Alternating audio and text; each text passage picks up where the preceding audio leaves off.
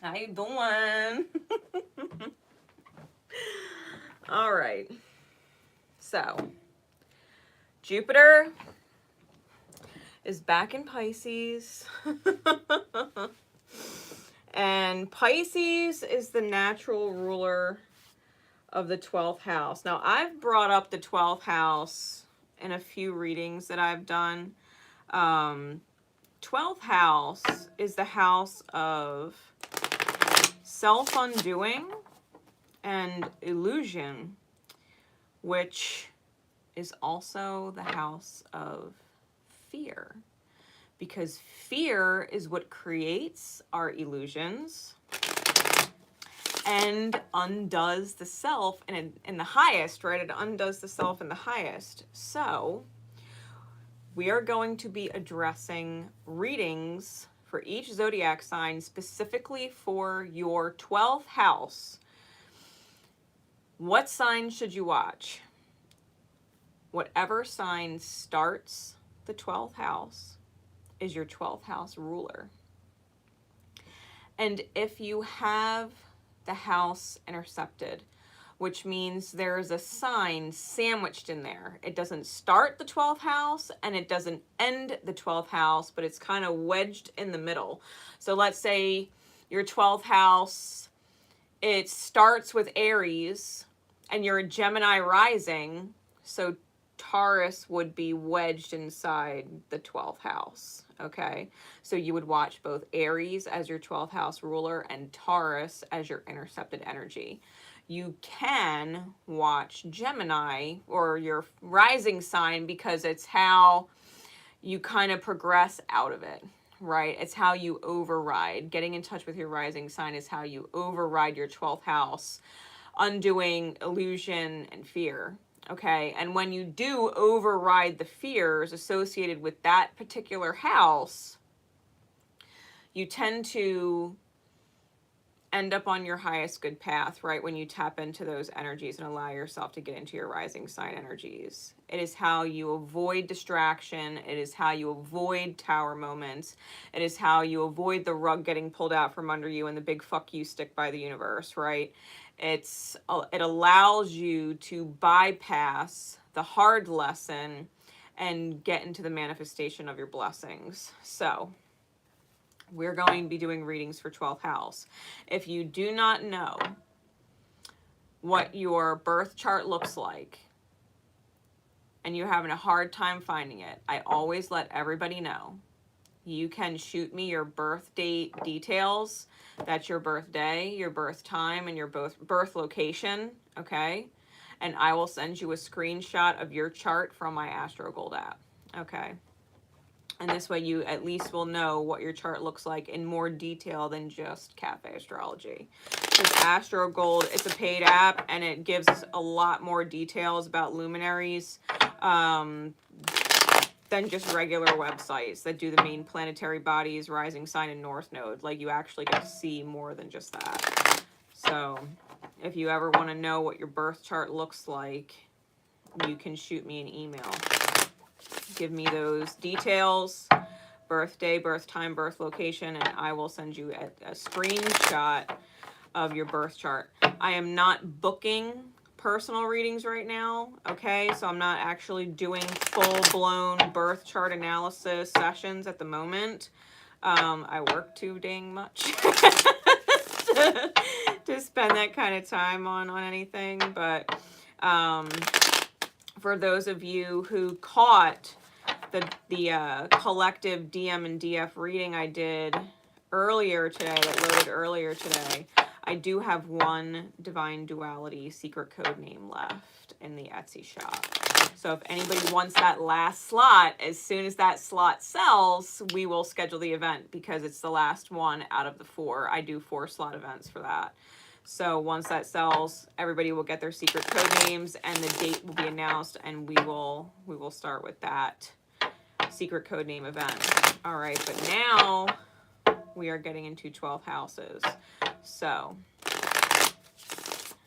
what is going on? Spirit, please. I'm using my vice versa tarot. I will do an Ophichus Say at the end. as guidance for everybody moving through their 12th house transits, especially with Jupiter now blowing up Piscean energy, which is the natural 12th house ruler.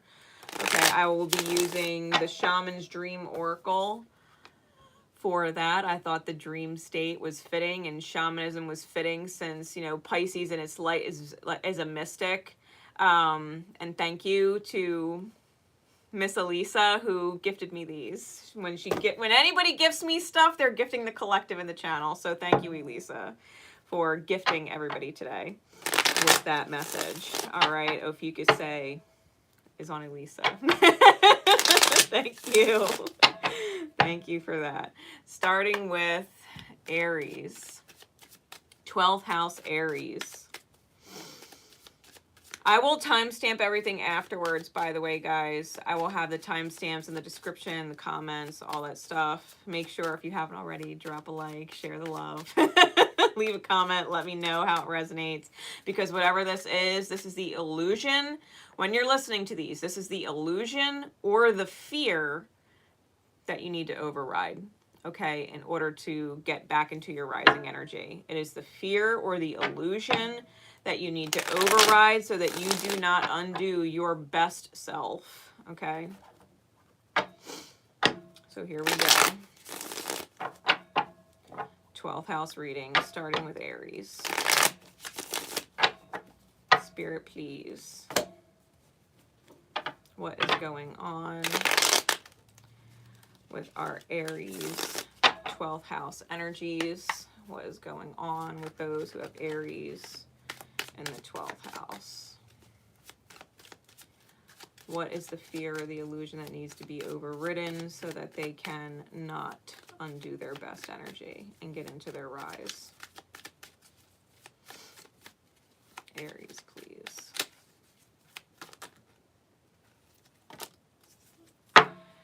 Spirit heard me ask, so you want me to take all those? And they fell on the table. Okay.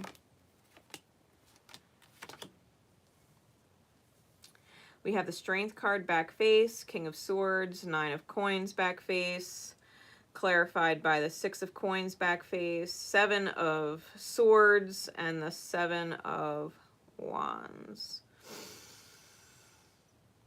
Aries 12th house.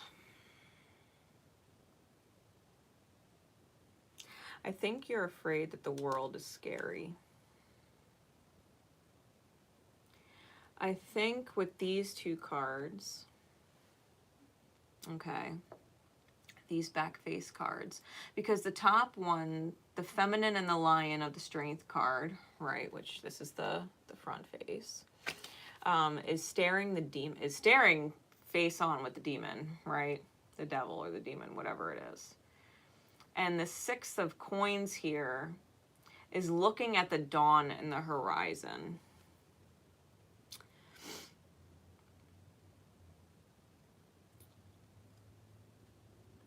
I feel like Aries, there's a fear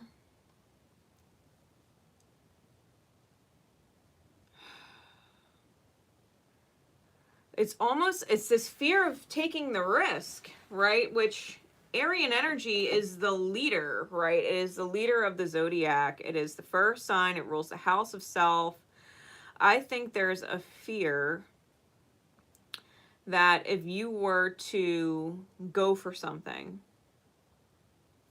that the universe would rob you, or that it would end up being a huge mistake. Whatever it is, okay? Could be concerning Cancerian energy, which is a natural square to that house. So, because they're both cardinal signs, so you might be having a square from your Cancerian house going to your 12th house that may, in fact, be significant. I think you're afraid that if you go out on your own and do your own thing, that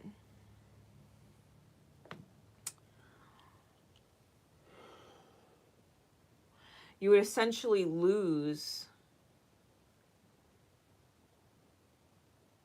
your independence or your stability, or that you would have all of this burden on you and that you wouldn't know how to handle the pressure, and there's this fear that spirit wouldn't be there to help you, that spirit wouldn't support you in the endeavor. If you're guided to move forward on your own path, to carve your own path,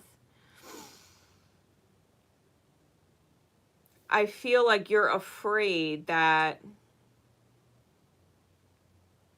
maybe even things you leave behind or people you leave behind to do it, like that you would lose them.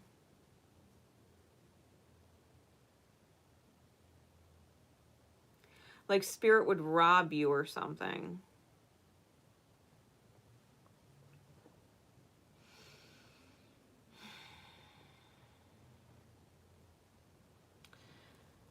I feel like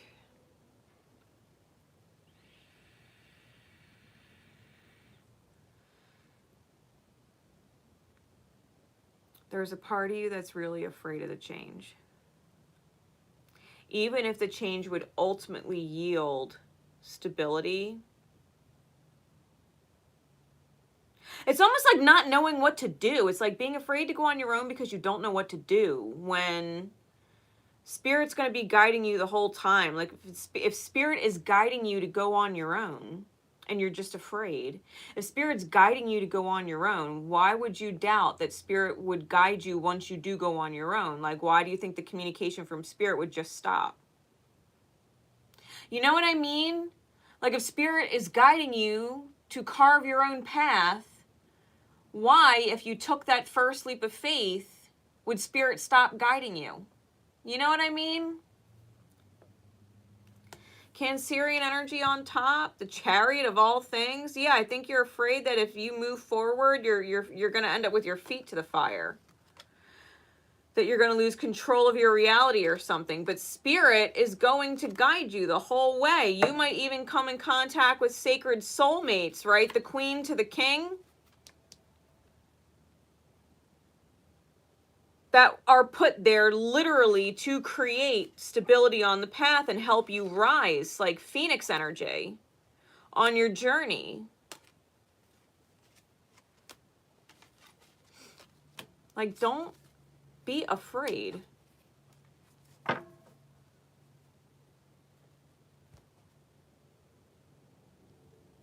Don't be afraid to take all that you have and bring it to the world outside of your microcosm.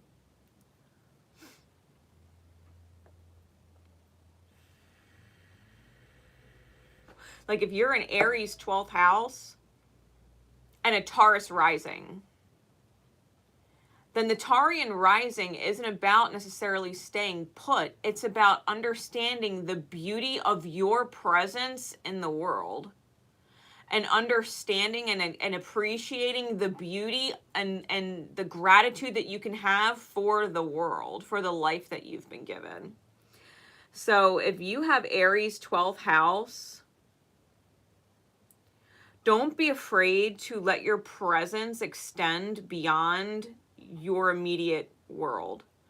Allow yourself to be experienced by whatever spirit is guiding you towards.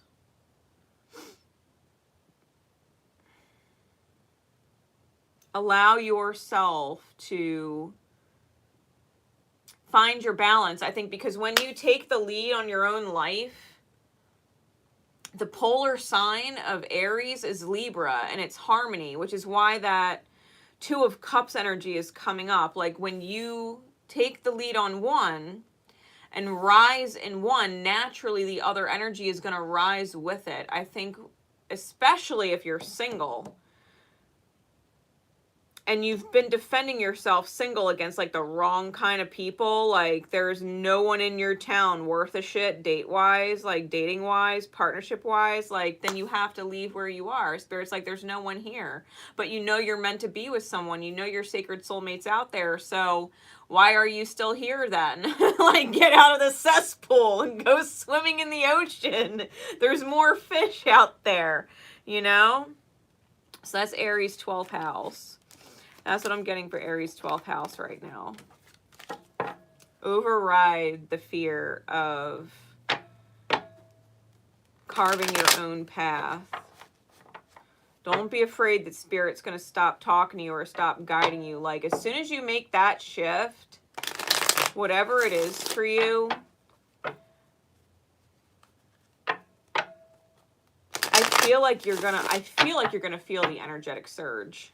Like, Spirit's gonna kick into high gear. All right. Tarian 12th house. Taurus 12th house. What is the illusion or the fear, Spirit, that must be overridden with those who have Taurus ruling or intercepted in the 12th? What needs to be overridden so that they can stay in their rise and not fall from their highest good path and undo all of their good energy?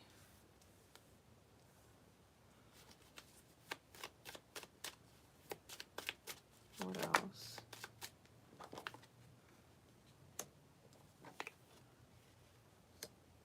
Clarities, please.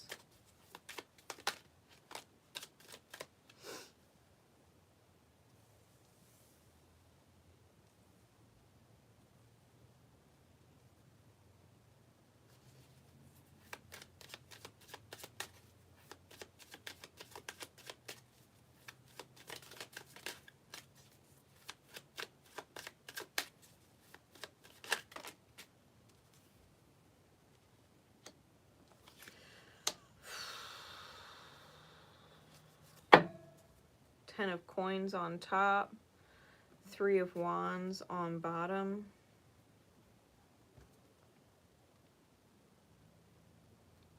We have a wise old man with a dog, which always reminds me of Spirit and the loyalty of Spirit when it comes to the 10 of coins, the ultimate manifestation of the dream, right? The reality of the dream home, the dream life, and the 3 of wands on the bottom. What happens when you choose to come out of the dark woods, you know what I mean, and actually find yourself in harmony, that balance of masculine, yang, fiery, passionate, inspired energy, and the yin, right, which is the receptive, watery, loving, vibratory energy that we create from. Taurus 12th house, we have the 4 of swords and the ace of coins clarified by the ace of cups and the 8 of cups. And then we have the 9 of swords and the 5 of swords clarified by the queen of cups, the 4 of wands, and the star card. I think you know that the reality you're in is burning, okay, with this 4 of wands. And I think you're tired of it. I think you're tired of looking at the chaos around you. I think you need a break from the chaos, especially if you are building a foundation based on strict conditions, because the opposite side of this ace of coins is the naturally beautiful foundation or the naturally beautiful beginning. Right? This one is constructed, it's cold, it's built on conditions. I think that the conditional realities that you have found yourself in are burning. And I think on the subconscious, right, the 2 cards clarifying in the night, I think what's going on in your thoughts is love, the overflow of love from the goddess, because that is what is on the other side of the ace of cups. This is the back face. The front face is the goddess with the dove. It's the divine feminine or the heart space gifted from Spirit. I think you're afraid to go get it. With the 8 of cups, I think you're thinking about moving forward. I think you're thinking about being in that knight in shining armor archetypal energy.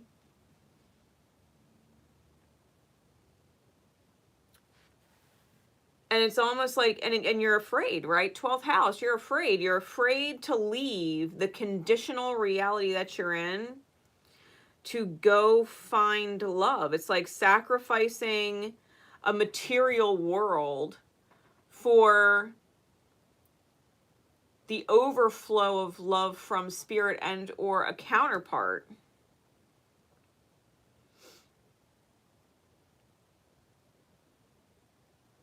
The Nine of Swords with the Five of Swords, I think you have nightmares about confrontation. I think your demons are in the room. If you look at that Nine of Swords,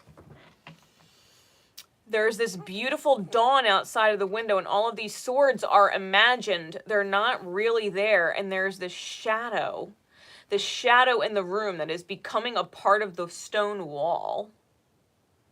And I feel like your demons, your fears, right, the anxiety of actually going into your dawn, taking it out of your subconscious mind, taking it out of the idea realm and making it manifest, I think that's terrifying. I think you're afraid of confrontation. I think you're afraid of losing people. To be fair, if you were to lose anybody following your highest good path, you were always meant to lose them, and they were always in your way. Because anybody that loves you, you'll never actually lose them. You have a Queen of Cups here with the Four of Wands, which is like a twin flame dynamic. I mean, this is Beauty and the Beast here.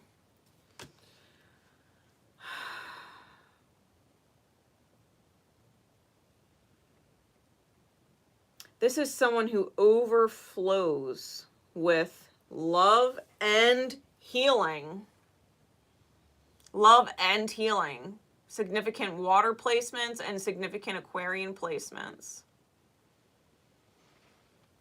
And maybe a blow your mind Uranian placement, because Aqua rules Uranus.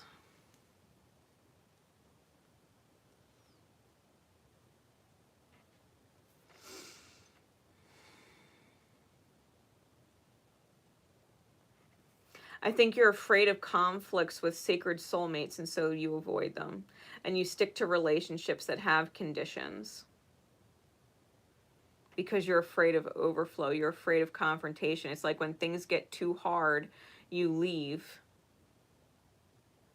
When things get too hard in the realm of unconditional, and there's fights or arguments, I don't think you know how to handle it, and I think that's when you're out. Your shadows are like, nope, don't look at the dawn. Nope, don't take the window of opportunity to find your light and connect with your light. Don't do that. There's two different windows here. One is a beautiful dawn and the other is on fire.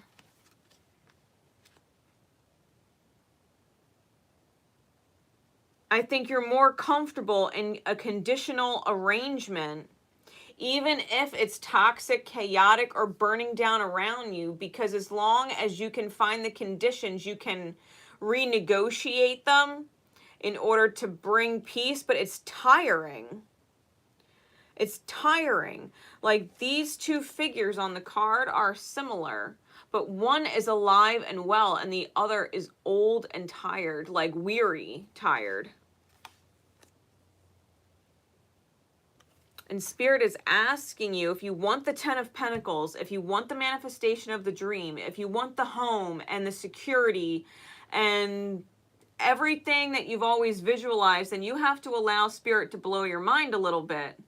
You have to break through and stop looking at everything from this icy cold, secretive, keep my feelings to myself, narcissistic, money is what matters. Like, money doesn't keep you fucking warm.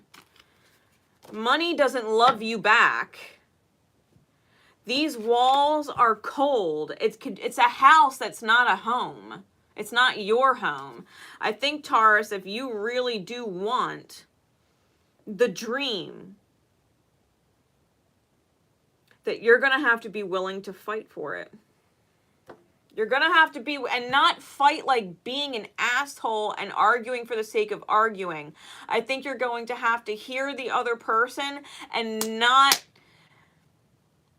run.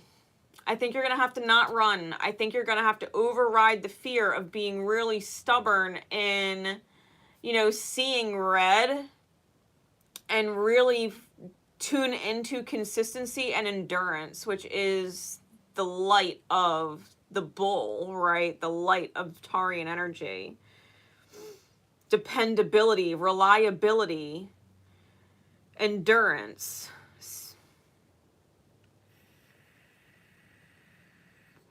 Knowing you have the capability to go all the way instead of running.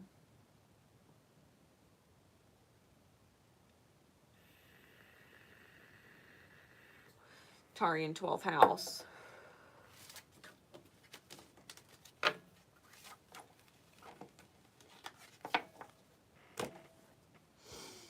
Don't be afraid to take the journey and get yourself out of the dark woods. Don't be afraid. If you want the greatest reality, dream, love you've ever known, the best healing there is, then you have to be willing to face your demons, your shadows, and leave them behind. Like, I see you there. I see you, demon. I see you, shadow. I see you there. And you are stuck in these walls with me. You are stuck in these walls. But I'm free to take a window of opportunity someplace you can't go, and leave your demons behind, leave your shadows and your fears behind, your anxiety over nurturance and deep love, right? Because the counterpolar sign to Taurus is Scorpio.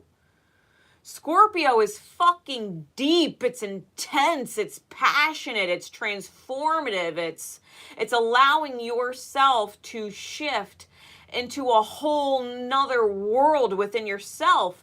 Because when you allow one to take place and you rise in that energy and you override those fears, the opposite sign naturally rises to maintain the balance. When you choose stability, when you choose endurance, when you choose gratitude, when you choose the beauty of stability and endure through what is essentially you mind fucking yourself, when you listen with gratitude, not argument, you can shift your entire fucking world. You can shift your entire world. Don't be surprised either if your sex life improves and therefore your health improves, because that would also, if your Tarian 12th house, put Scorpio in the 6th. That's a very healthy sex life.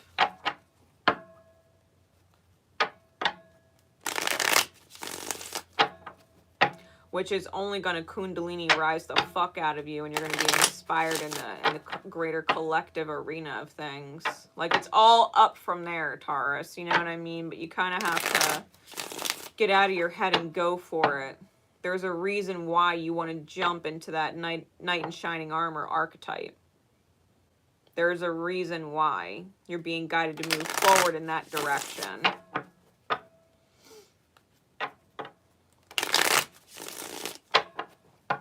All right, Gemini 12th housers.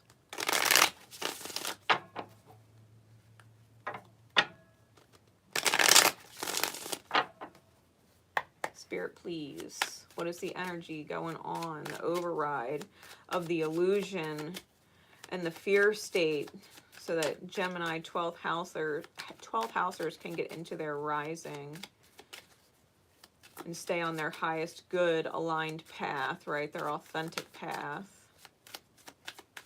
into self-discovery, true self-discovery, without undoing all their beautiful energetic shit. What else?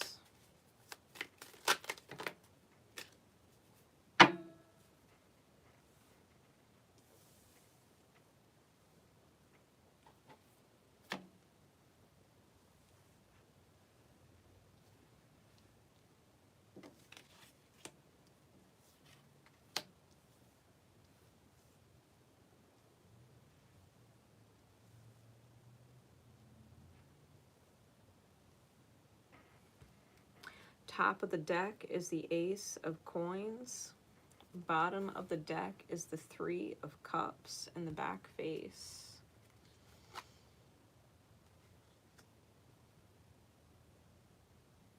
Gemini 12th housers.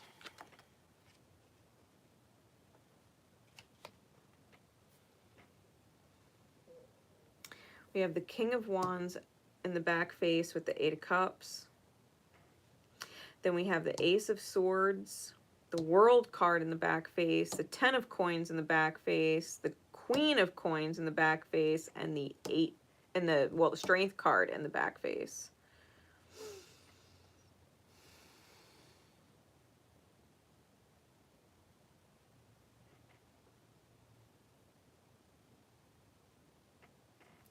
Gemini 12th housers.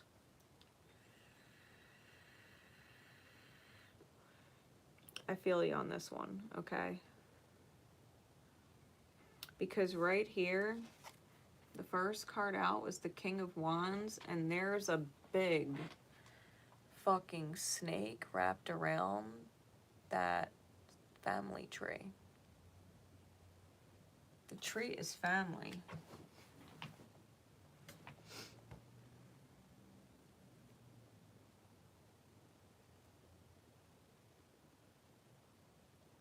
I think you're afraid of toxic family dynamics.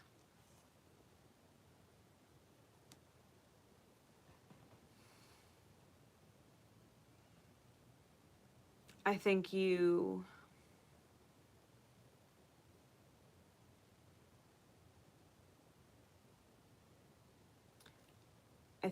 don't know how to tackle removing a snake that big. Because the snake is bigger than you. And so it's like sitting there and staring at the snake for so long, not knowing how to get rid of it. And it's choking the family tree. And so you walk away.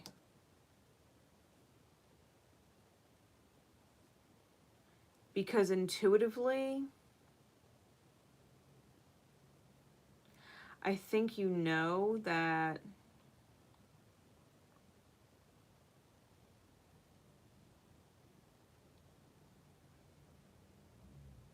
a part of you has to. It's like picking your battles.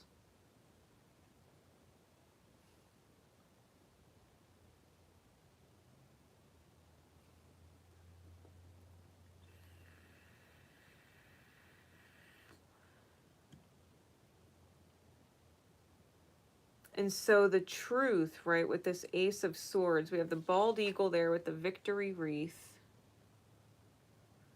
Eagles are indicative of Archangel Michael. Like your angels are protecting you. The higher perspective is protecting you.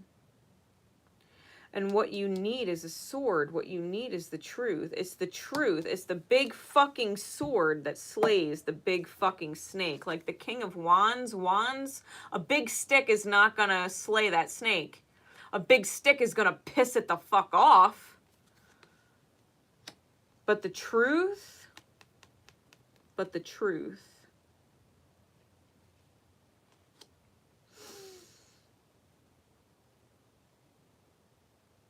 that's what binds the snake and makes it your bitch, okay? With this World card in the back face, because the snake that was once wrapped around the tree is now bound in 4 places, as above, so below, as within, and so without.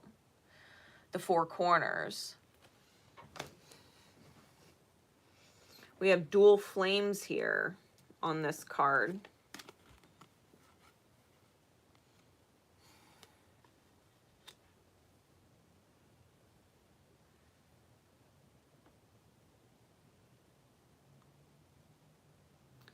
Gemini 12th housers, don't be afraid to walk away from toxic situations, even if it's toxic family. Because the thing about Gemini and energy, right, if you're a 12th house Gemini, and this is something that I've really worked on for God knows how long as a Gemini in 12th house myself, because I have Hades, Kronos, Chiron, and Lilith all in my 12th house. Like these 4 wounded elements are all in my 12th house. Gemini is about face value reality. And Sag, which is where my stellium is in the 6th, I see the beautiful potential of everyone. I see the long-term goal, the ending, the bullseye. I see the beauty of who people can be if they choose their highest alignment. And I'm constantly hoping for that highest alignment to be in the reality, that I could witness their highest good, right? But the face value facts is the face value facts. You could see someone's potential all you want, but the face value reality is the face value reality. And if the face value reality is suffering, if the face value reality is feeling like your life force is being choked, then you have to face the reality for what it is. It is not a battle that you are equipped to fight, right? The King of Wands has a wand. Hitting a snake with a big stick is literally only going to piss it off. You can't fight that battle with a wand. You have to pick your battles. And the truth comes when you walk away, because this Eight of Cups is walking into the mountains, and that's what's depicted on the card. That's what's depicted on the Ace of Swords. Like, I can't, and I know it's difficult because every time you leave family situations, they're family situations. We love them like family. The connection is different. Family, we would do anything for. We would do anything for them. Whether they're blood family or people that you consider like family, the family of people that you are in romantic relationships with, like you might fall in love with their children, you might fall in love with their family, their aunts, uncles, nieces, nephews, their mom and dad, like Gemini 12th house. Your rising is Cancer, which is the natural ruler of the house of home. You have to be able to nurture your own family into the experience. You have to be able to love yourself enough to release toxic realities so that you can nurture in the home.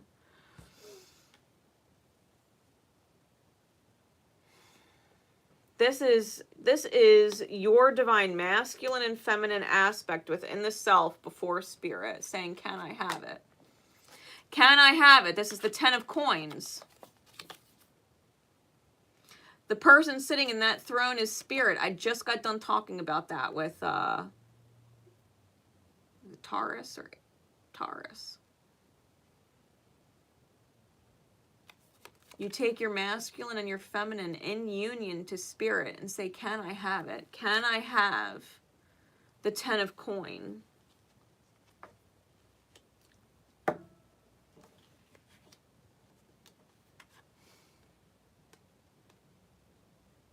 Queen of Coin in the back face with the Strength card. I think the fear that needs to be overridden is that it's not going to show up, or that you need to deal with demons or narcissists to get it. Like, you don't have to deal with demons to get it. Reminds me of the Balrog from Lord of the Rings. Like, you shall not pass. The truth is,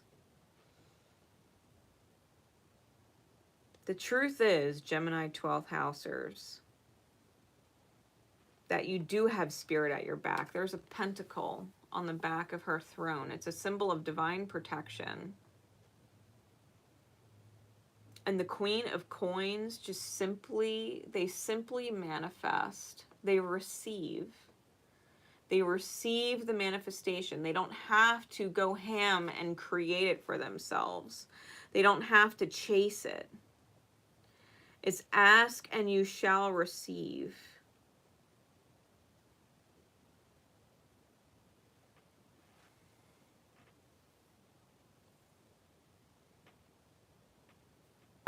With the bottom of the deck being this 3 of Cups, I think you're afraid of competition with third parties. Afraid that if you turn your back on either your partner or you start investing in a partner, that the demon's going to pop up and you're going to get betrayed.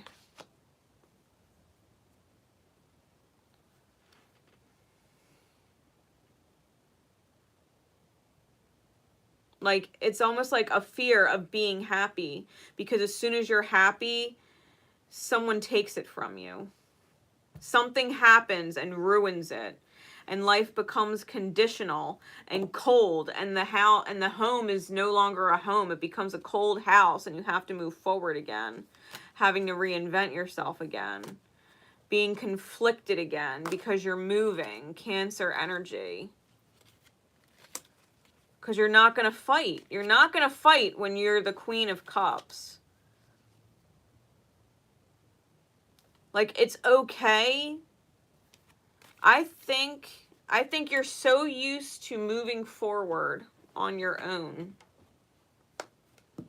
Gemini 12th house. I think you are so used to moving forward on your own because you know what battles you can't fight. What snakes are too big for what you are equipped to do.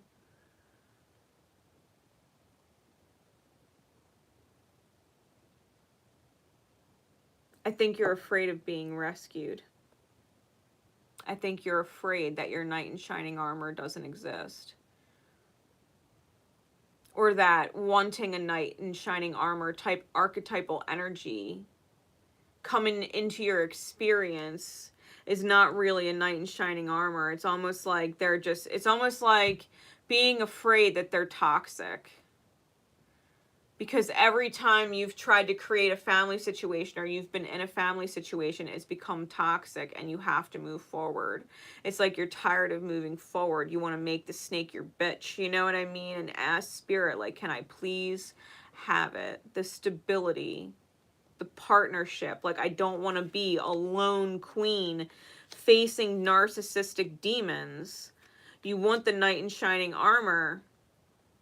Even if they're not giving you the home, like welcoming them into your life to be romantic.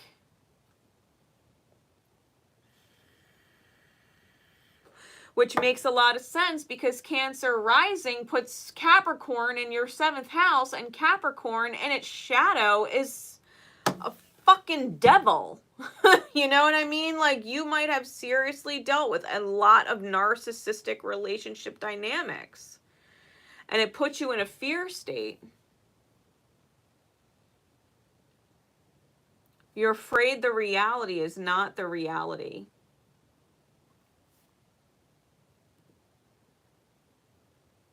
Like, everything that you love turns dark.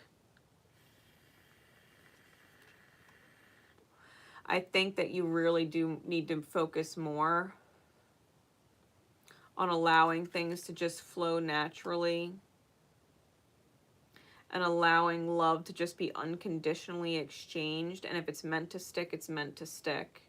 I wouldn't necessarily get your emotions wrapped up in the reality. I would get your emotions and your love wrapped up in yourself, right? Self-love, Cancerian rising, if you're a Gemini 12th houser. Continue to love yourself enough to move on from things that are toxic, things that are too big for you to battle, right? What you are not equipped to battle. It's okay to move forward. You don't have to stay in toxic because you're afraid you'll never get the family or the dream or the right partner. Like, it's okay to keep moving forward no matter how many times you have to do that, because the truth sets you free and you are divinely protected. It's okay. It's okay. Because the truth is the truth. If you deserve better, then you deserve better. And you deserve better than conditions. You deserve better than narcissists.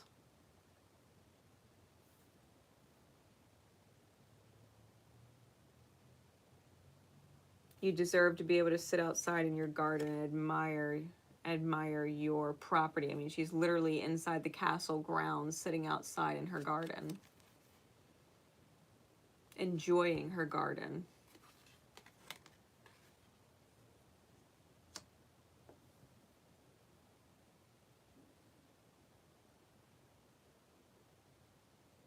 Don't be afraid. Don't be afraid.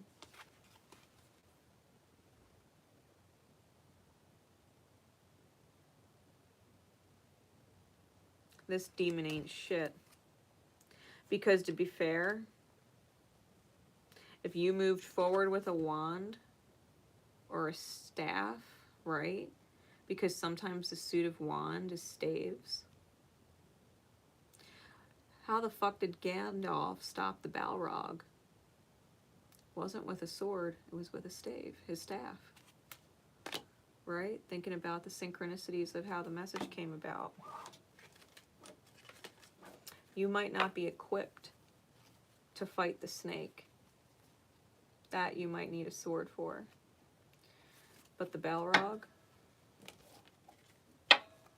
your staff is perfectly equipped. You'll know when to pick your battles. Trust. You'll send your narcissistic demons to whatever hellscape they belong in. Sure, shit ain't your reality. You're in the garden, right? Don't be afraid. Don't be afraid to leave toxic realities, because toxic is the reality. Doesn't matter what potential it holds. The fact of the matter is the potential could be any length of time away, and you don't deserve to suffer. You don't deserve to suffer.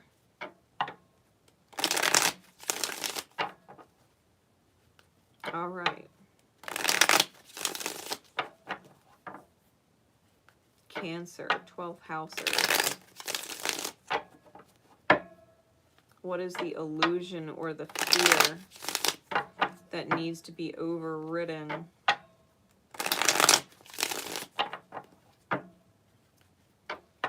In order for them to stay on their highest good path into their Leo rising.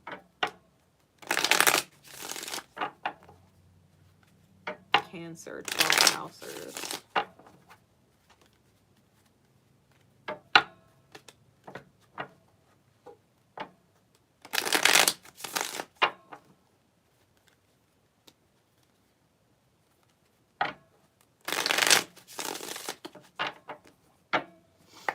Cancer, 12th housers. What fear needs to be overridden?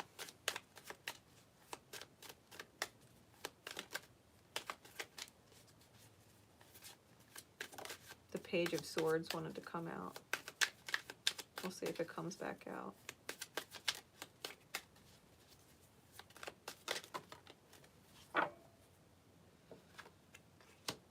Hermit.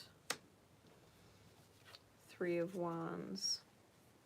9 of Coins. 7 of Swords. Give me 2 more spirit clarities.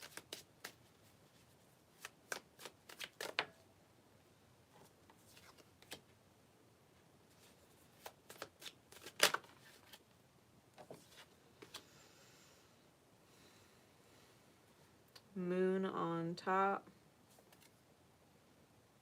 8 of Cups in the back face on bottom.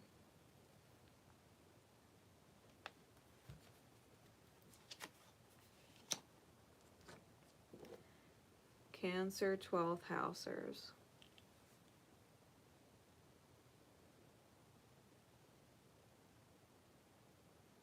I think when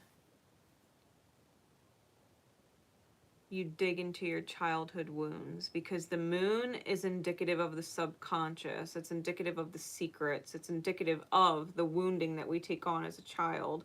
And this particular 8 of Cups has the child there sitting with the 8 of Cups. It's not the face that walks away from what's unfulfilling. It's what sits with unfulfilling and is wishing on a star, right? Wishing that things were more fulfilling. Then we have the Hermit with the 7 of Swords and the 3 of Wands with the 7 of Coins. And looking at these 2 cards, what I'm being drawn to is this desert scape. Because both of these scenes are arid. The 3 of Wands is literally in a desert, and the 7 of Coins is in this dry, cracking earth with this lifeless, you know, no greenery, dying tree, and he's got this frown on his face, like all that work for nothing.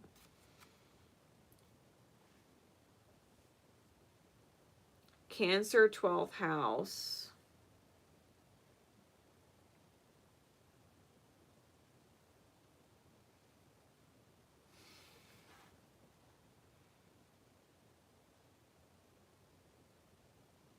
I think you are lying to yourself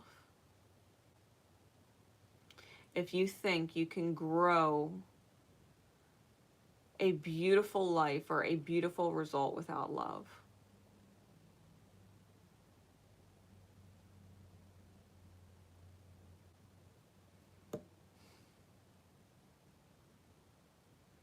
The Nine of Coins, clarified by Temperance.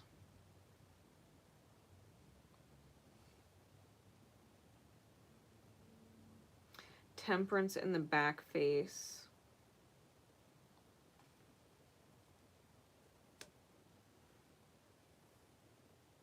It's like all you need is yourself.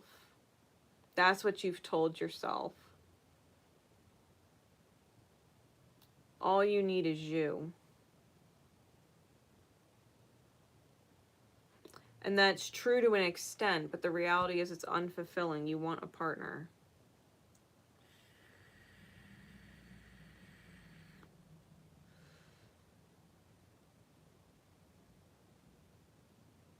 You may have grown up with a mother who was either very dry or outright removed the love that they gave you as punishment.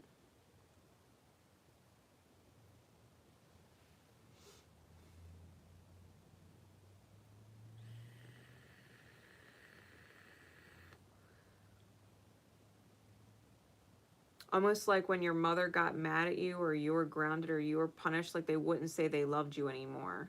They wouldn't give you a hug or a kiss goodnight, like just because you were punished. You know, like they didn't just take away whatever the punishment was. They took their love away. They took their smile away. They took their consideration of you away. It's almost like they were malicious or over the top. Just fucking mean.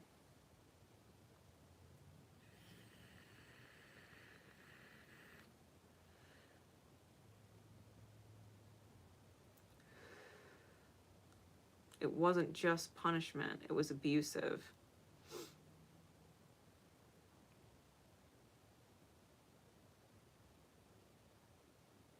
And wanting love, wanting nurturance was painful as a child. Wanting the love and wanting the nurturance you didn't get was painful to experience. And so you've convinced yourself that you don't need love and nurturance. But ultimately, it's unfulfilling. Which means you have to accept, Cancer, 12th housers, that you are lovable, one, and that you deserve love. And just because you make mistakes doesn't mean that you deserve to have the love get taken away. Like calling abuse for what it is and understanding that you didn't deserve that. And that to deny yourself love is not just abusive to yourself, but it's abusive to whatever partner that you would find.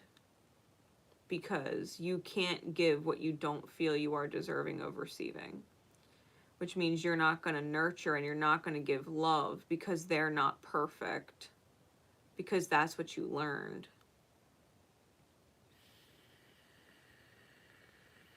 And so this mentality of I'm better off by myself, I don't need love, actually might even come from a place of knowing you are not that abusive person and don't want to abuse your partners, because I think you are aware subconsciously that you have a wound, a nurturance wound.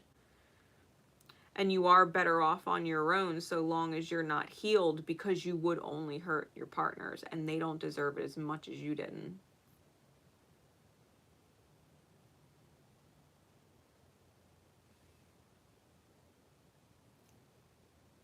I think you moving forward solo through the dark, you're lying to yourself if you think that you can make it through life without love. Leo rising, you're meant to love, and you're meant to love big. And when you love big and you let yourself love big and you give 100, that unlocks the rise of your 7th house of partnerships, which is seeing the higher perspective with Aquarian energy and the healing through partnerships. Because Aquarius is the sign of the healer and the higher perspective. When you let yourself love a partner, even if they make mistakes, like, yes, things have to change, and no, the mistake cannot be made again, but that doesn't mean that they get punished.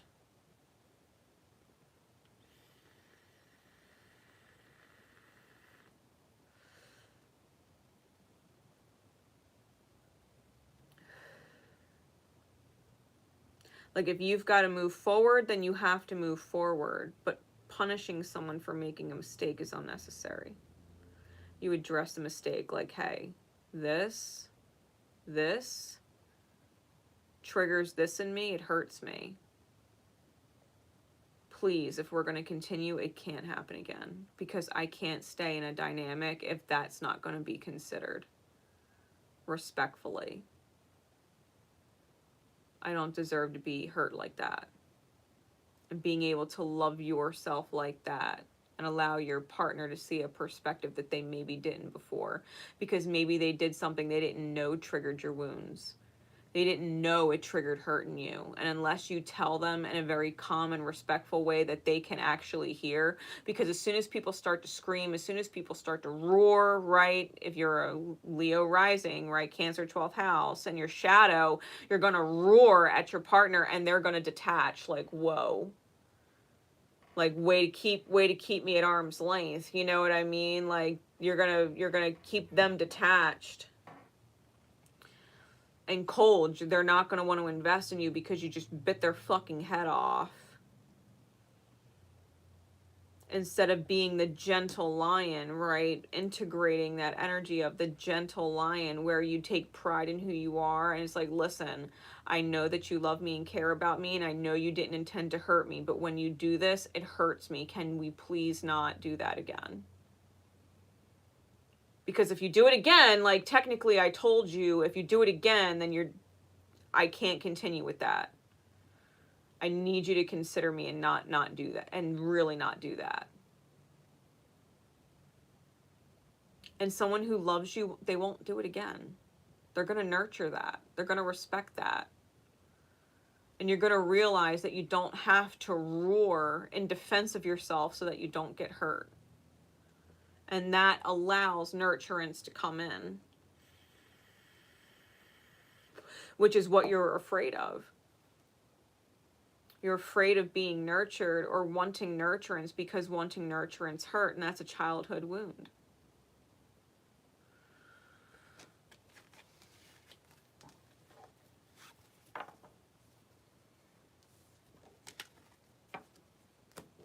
That's Cancer 12th house.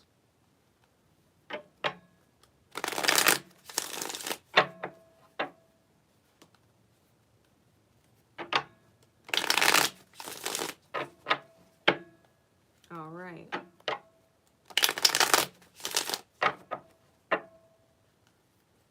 Getting into Leo 12th house.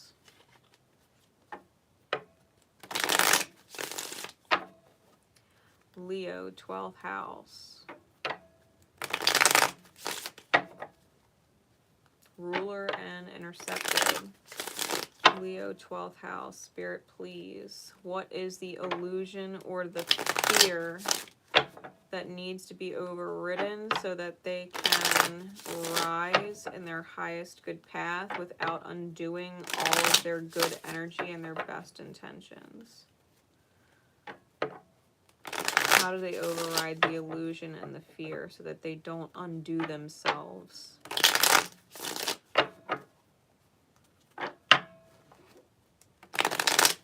Leo 12th house.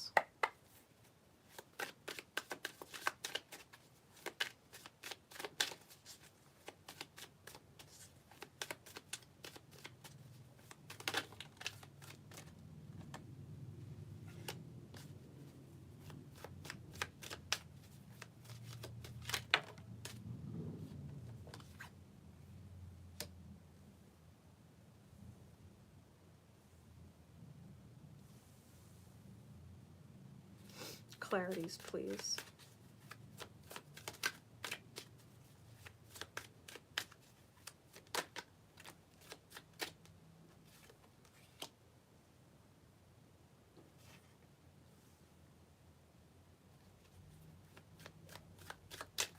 Give me 2 more.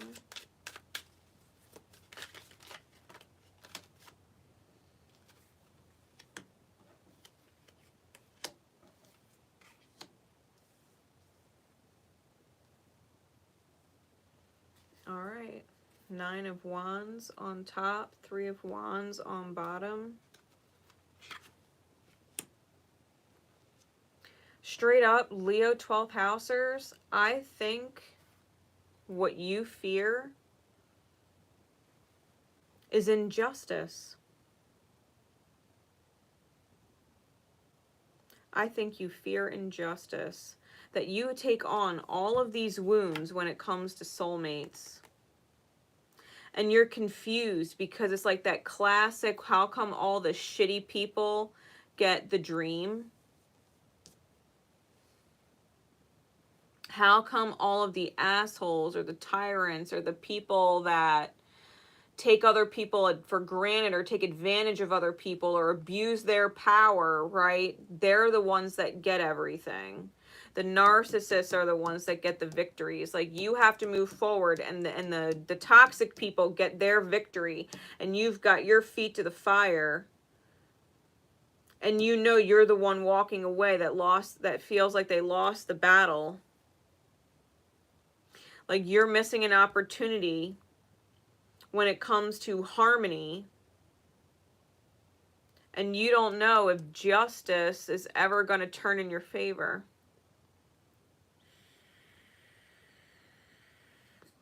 Every time you walk away, you feel like you're the one that's putting your feet to the fire.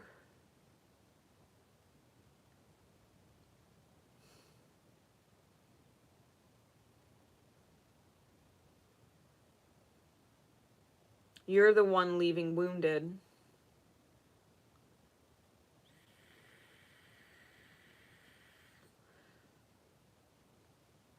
How come all the CUNTs seem to win and make out like a bandit? Why? Why do the toxic people get what they want and you don't? Why do the people who abuse get what you wish for and long for, and you're a good person and you don't get to keep that? You don't get the victory or the wish granted.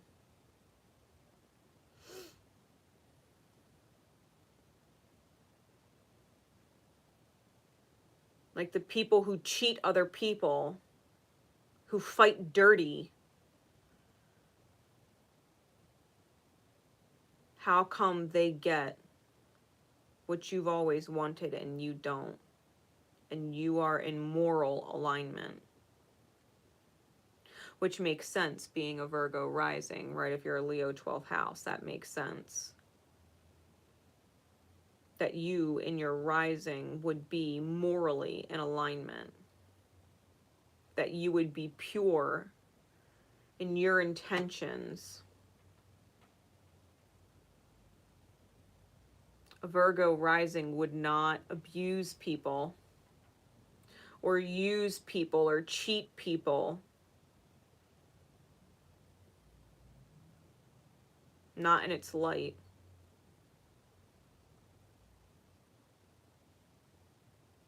Because if you were to gain the wish by living or playing dirty, not playing fair, you wouldn't feel deserving of it. It wouldn't be the same.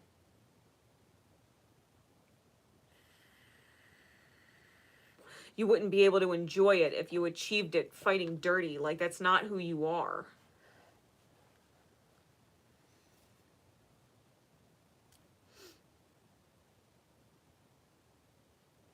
It's like the partner of your dreams is the partner of your dreams, and you would treat them right. Your heart's pure. And yet they're always chasing after the asshole or the fucking gold digging bitch or whatever the fuck. You know what I mean? Like they're always chasing after this lowly energy, and you're like, I don't want to be abusive just to get the person that I want. You know what I mean? Because the people that you want tend to chase abusive people, and you're not that way. How come all the shitty people get their wish?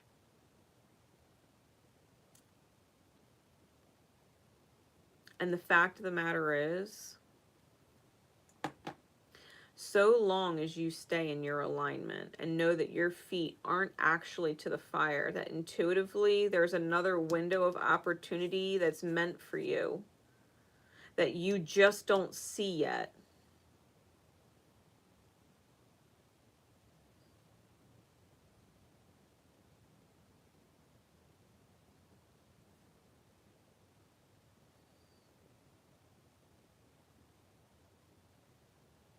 Something that manifests and rises deep within you when you don't forget that the universe is just. Because just because the asshole is getting the wish that you, the person that you wanted, you know, or the outcome that you wanted in life, whatever that X, Y, or Z is, the position, the job position, or, you know, the house, or whatever it is that you wish for. When you take the steps, step by step, to believe that you can have it, if you have to create it yourself, the divine blesses you with what is essentially an empath. And because you're a Virgo rising, right, being a Leo 12th houser, if you're a Virgo rising, that puts Pisces in your 7th house. And Pisces is naturally the last sign of the zodiac. So you might finish last and be the last one to get the partner or the dream, but you actually get the dream partner when others don't. You'll find a partner that actually truly does intuitively connect with you and know and recognize the kind of soul that you are and be appreciated for that. When you recognize the fact that you are the dream partner for someone out there who will not settle for abusive and sees the light for what it is in you, that you never let your light go out, because Leo is ruled by the sun. You can't let the Piscean 12th house dim your light. You can't let quote unquote losses dim your light and make you dark. You have to believe in your light. You have to believe that following your light will get you through the desert, the period of time where it's actually dry and there's no love present. Focusing on yourself and your own purity, step-by-step path, focusing on the things within your control. Not looking for the partner, and the partner ends up showing up. It's like they rise out of the depths of the waters. That Piscean energy that has always prayed for someone like you.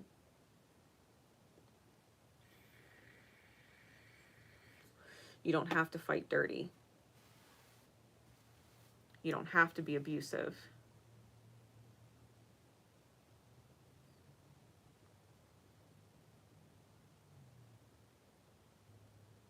You just have to make sure your heart stays beautiful, that your actions stay beautiful.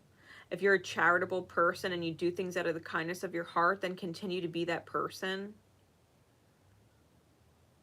Because those kinds of acts is actually going to catch the eye of the right person. They're going to see you for the beautiful soul that you are. The no expectations soul that you are. To allow your presence to speak for itself.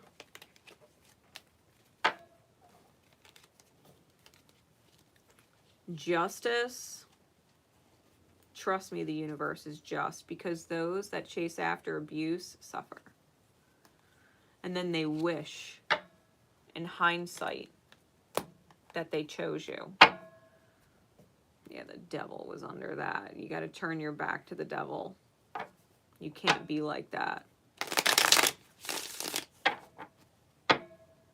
Never let your light stop shining. Never let the beauty of you stop because it's not bright enough for some people. Don't get it twisted.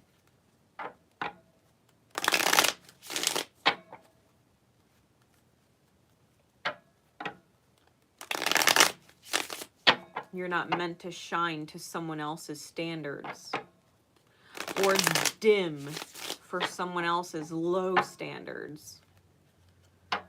Leo 12th house.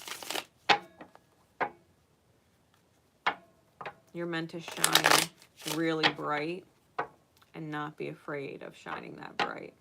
The people that you're too bright for, that they hide their eyes from you and don't see you for the brightness that you are, they can't handle you. That's fine. They're not meant for you.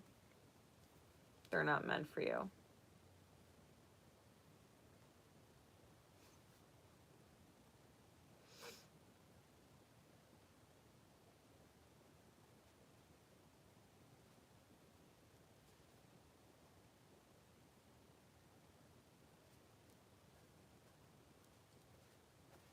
All right.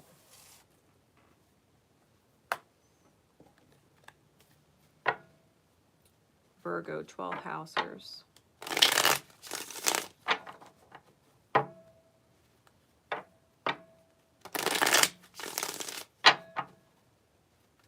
Virgo 12 housers. 12th house ruler and Virgo intercepted in the 12th. Spirit, please.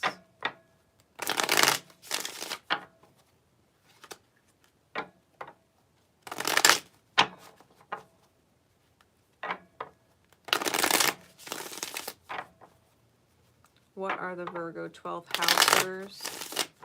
Illusions or fears that they would undo their highest good path and lose their highest good self in those fears and illusions.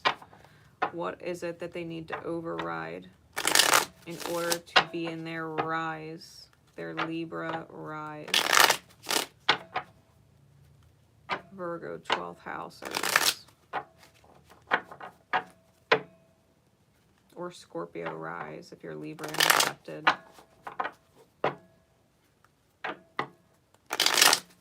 Virgo 12 housers. What is the illusion and the fear that needs to be overridden for them to get into their rise?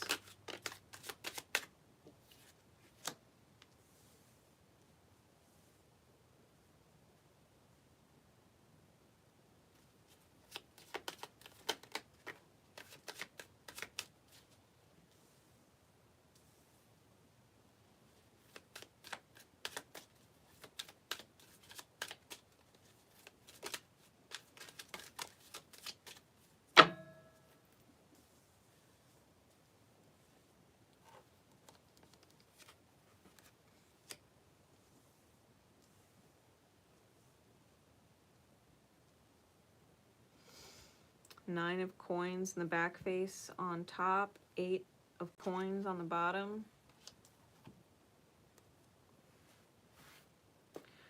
Virgo 12 housers, you're afraid of marriage. You're afraid of commitment. You're afraid of taking the final step, putting in the effort.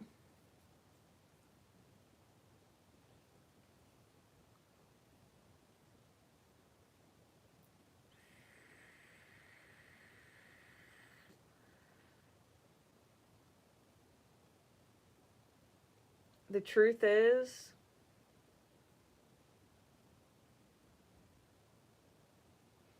you want the finished, complete picture. You want the love that gives unconditionally. The never-ending kind of love.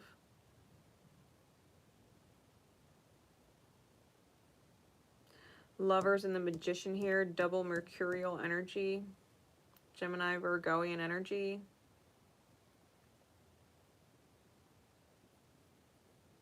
You've got to put in the effort. You've got to be able to communicate. Loving words. To allow yourself, right, to transform from who you are single to who you are in a relationship. That it's no longer about you, right? The mentality that it's no longer about just you, that you and your partner are one. Two people operating as one, which means you have to show up as a part of that two that shows up for the one, right? Because it's you and it's them, and together there's the relationship between you. If you're an individual and you're not working with your partner as a unit, as a single unit, then you're both always going to have different prerogatives or different goals or be doing different things in alignment with a different outcome. You have to allow yourself to align with your partner and function as a unit. You are no longer a solo individual. You are a unit in a partnership.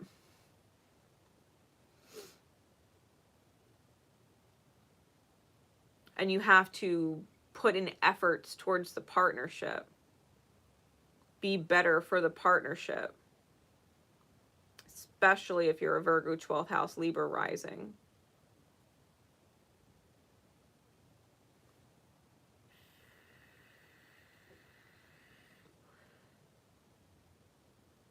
Because, yeah, you're going to be you and you're going to do your own thing. And, yeah, your partner's going to be them and they're going to do their own thing sometimes. And you're going to have to nurture yourself and they're going to have to nurture themselves. But there's this third entity that exists, and that is the relationship. And the relationship itself has to be healthy, which means you have to be able to put in efforts towards understanding your partner, towards understanding their wounds, towards choosing to be harmonious, towards functioning as a unit.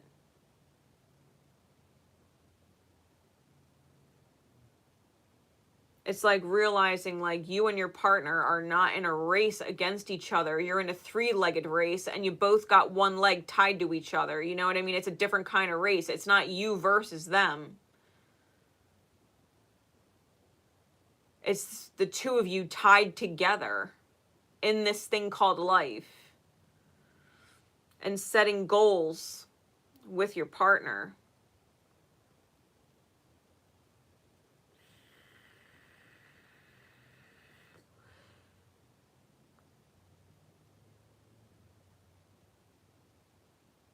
You have to commit. You have to commit.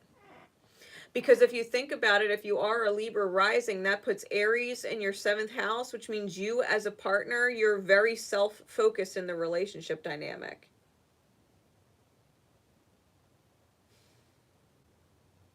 And you might attract people that are very independent and very self-focused, that don't make efforts towards a partnership. You're two very independent people that get along, but you're not in alignment with the same goals or the same building of the dream.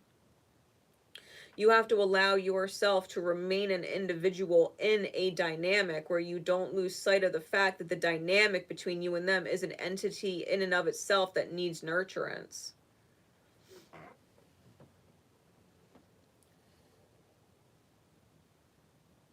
You might attract selfish partners because or egotistical partners, and it's because a part of you might be selfish and egotistical and that you put yourself first instead of putting the relationship between you and its health, the relationship's health first. And you're going to need to find a partner who does the same thing.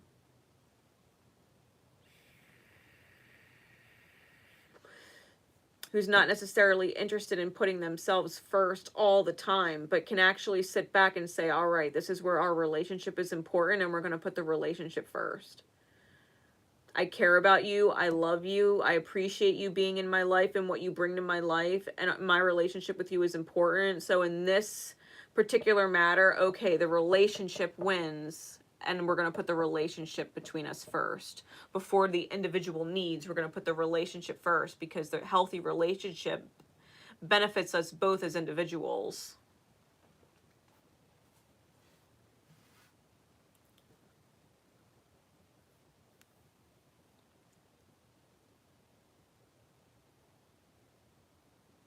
Don't be afraid of nurturing the relationship and allowing yourself to be defined through your relationship as much as you are defined as an individual on your own.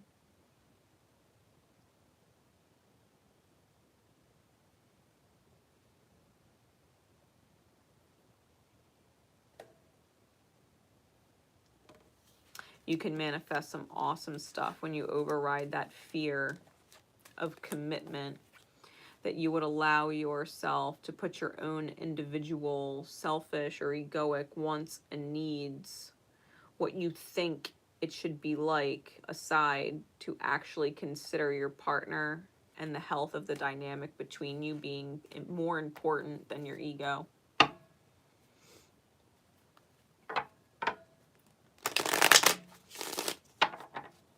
That's how you take the lead in partnerships with Aries in 7th house, being a Virgo 12th houser.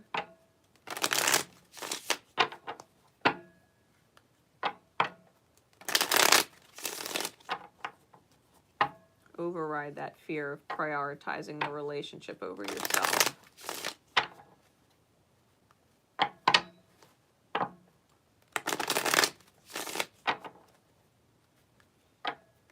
Especially because that would put Scorpio in your 2nd house, and you might overspend on things like vices. And your partner might not appreciate that. Like, how can you save for a home together, right? A relationship goal, saving for a home together, if you're constantly or frivolously spending, recklessly spending money on your vices?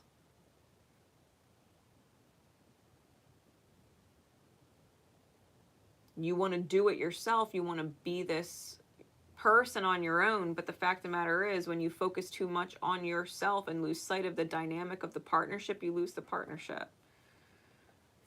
Your partner's going to look at you and say, I can't be with someone who doesn't consider the fact that our finances as a partnership and a relationship are dependent on each other. And if you want to spend your money the way you want to spend your money on whatever you want to spend your money on recklessly, or on vices that don't matter, that are counterproductive to a healthy relationship, then you're going to lose the partnership. Your own egoic wants and needs to invest in vices, or overspending like high expense items and shit like that. Like,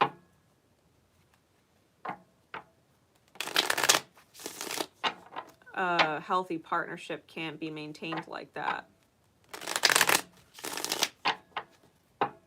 You have to be able to transform your 2nd house, which is how you look at money, how you spend money, and what's important to spend money on, because it's not your vices.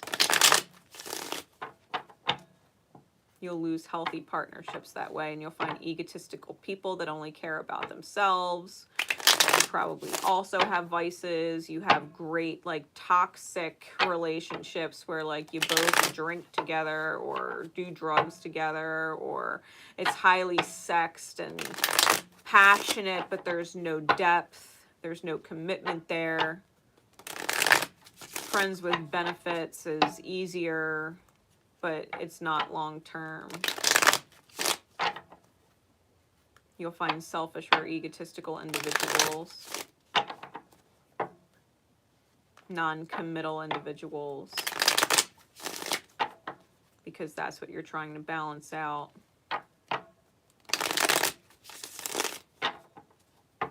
Don't be afraid to prioritize your relationship.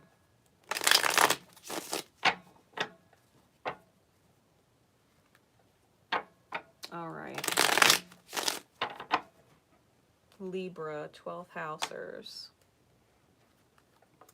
Spirit, please. For our Libra 12th housers.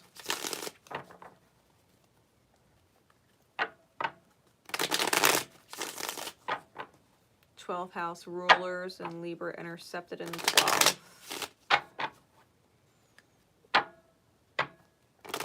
What is the illusion or the fear that undoes the self, that pulls them out of their highest good character? What is the undoing? What is the fear that ends up their undoing so that they can override it?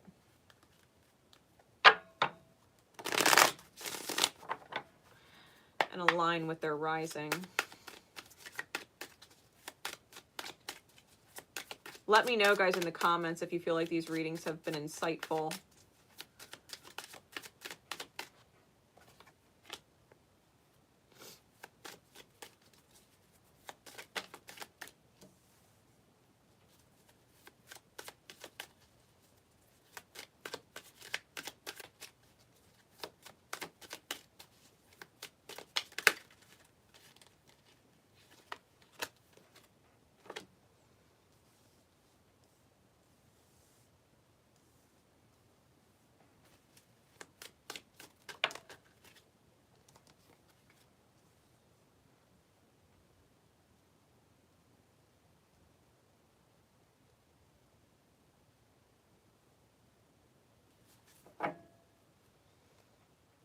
King of Swords, back face on the bottom. Nine of Swords on top, back face.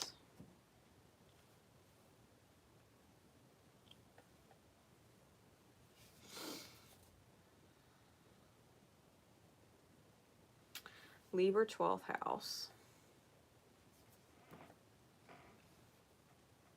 We've got the Four of Cups, back face, clarified by Four Coins, back face, Temperance, back face, clarified by the Eight of Coins, and the Magician, clarified by the Star. Nine of Swords, back on top, and the King of Swords, back face on bottom.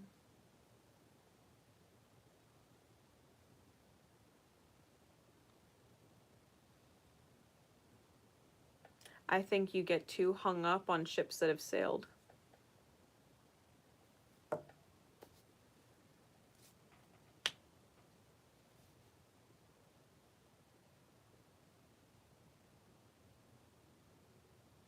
I think that you might have a really hard time letting go of relationships that you put a lot of energy and investment into.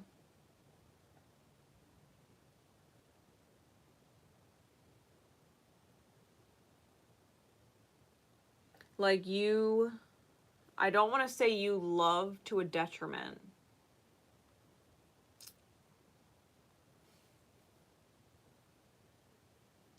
But you get hung up on the investment of what you've given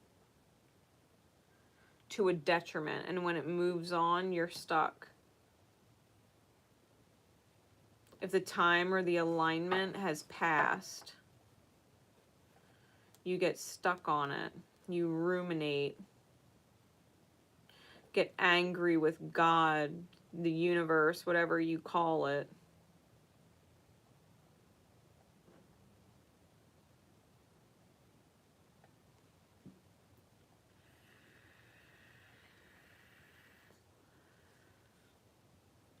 Your ego starts to think about everything that you invested, all that you put into it, all of the efforts that you made.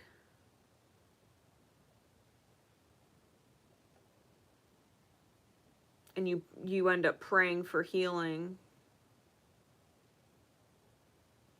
wishing you could forget about them, wishing you never even met them, wishing you didn't invest like you did.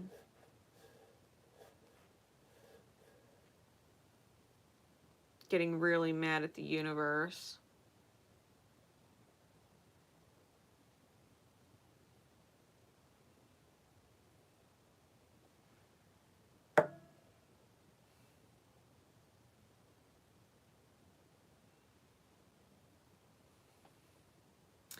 feeling like you're blocked from paradise.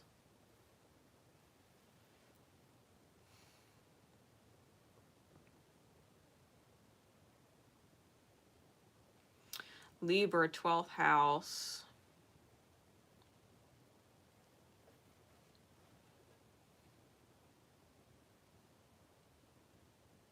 It's almost like you get stuck praying for the healing of others, that they would come back and reciprocate or return your investment. And I'm sure at some point in life they do. They will come back and realize what they left behind. Like the ship that sailed will come back to restock on love, kind of thing. And you might deal with that as well. Partners that are in and out of your life like a merry-go-round. They come in for a little while, take your love, take your effort, and then they leave again. And take all of the energy that you've given them and bring it somewhere else. Give it to someone else.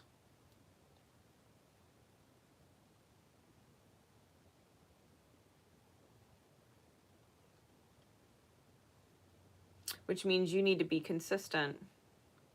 You need to have enough pride in your efforts to say that once you have given enough and someone has left, once you've invested and they've left, they're not allowed to come back and take more.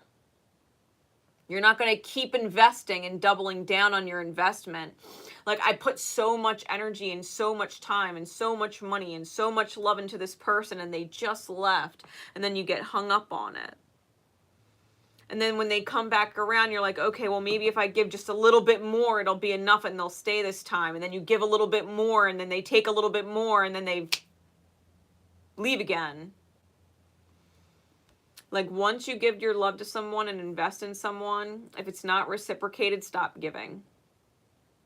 There are no second chances. There are no second chances, Libra 12th. You have to be able to integrate a sense of pride. That you know the love and the energy that you put forth is enough. It is enough.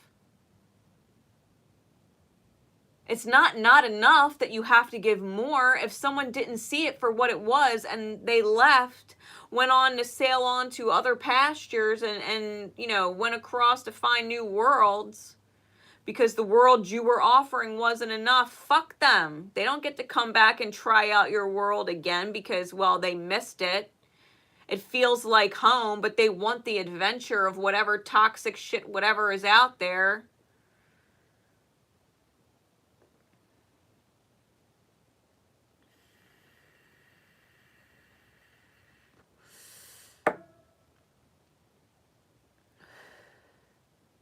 You have to allow yourself to transform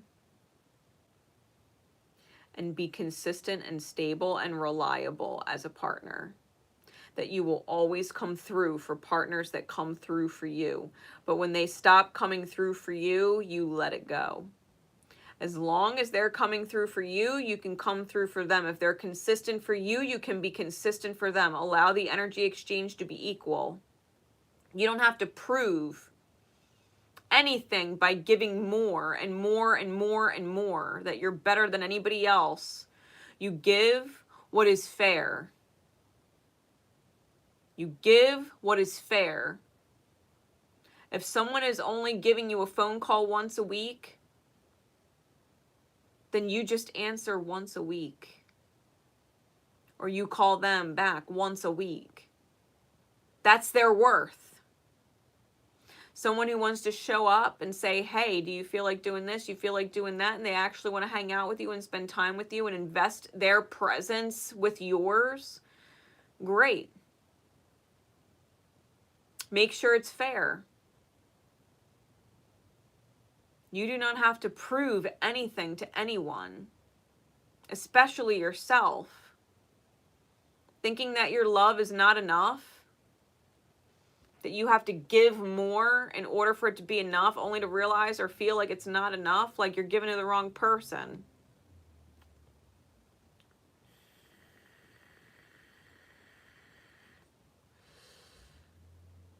Meet people on their level. Don't give more to someone else than they are willing to give to you. If they want to get deep, then you can get deep. If they don't want to get deep, don't get deep. They only want to come around when it's convenient for them. I'm sorry, I can only answer and hang out when it's convenient for me then. I'm not going to drop my life for you if I'm only when it's a convenience for you. Then I can only hang out with you when it's a convenience for me. And I'm getting something out of it, just like you're getting something out of it. Meet people on their level.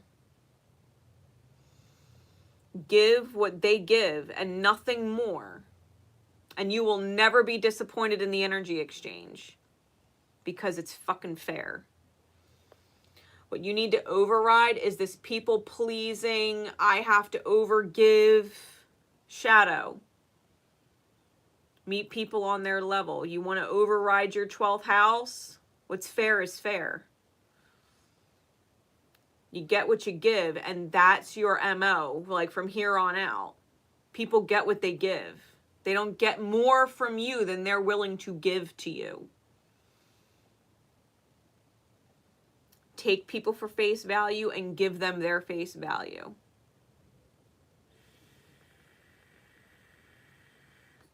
You will transform your life and find a steady and consistent, reliable partner. Taurus, 7th house.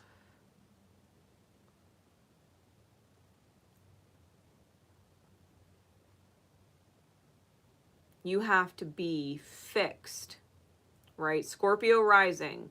You have to be fixed in your transformability and your ability to sacrifice.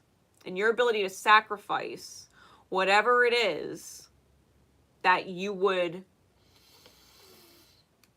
sacrifice yourself for. You are not worth sacrificing. You are worth transforming. If they're not stable, if they're not consistent, if they're not reliable, if they're not steady, you have to be able to sacrifice them. Or what you would want to give to prove that you are different.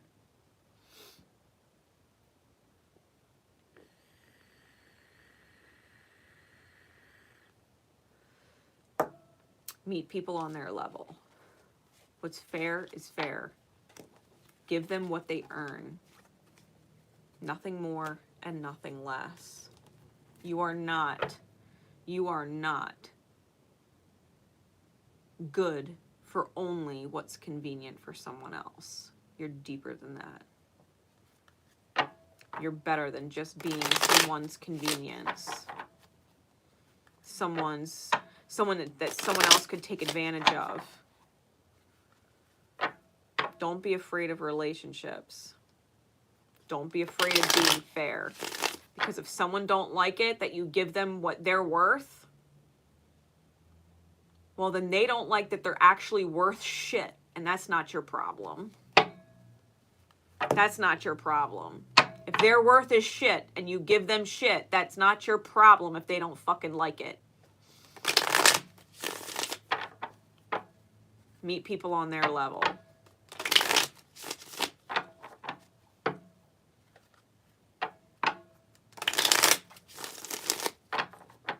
Don't be afraid to make that judgment call.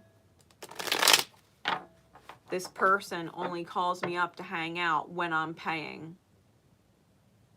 This person only calls me up to hang out when they want something or when they're fighting with so-and-so, they call me. You're not fucking second. You're not someone's fucking wallet. Libra 12th. Meet people on their fucking level. They willing to pick up the tab sometimes and go in halves with you or take turns paying a bill.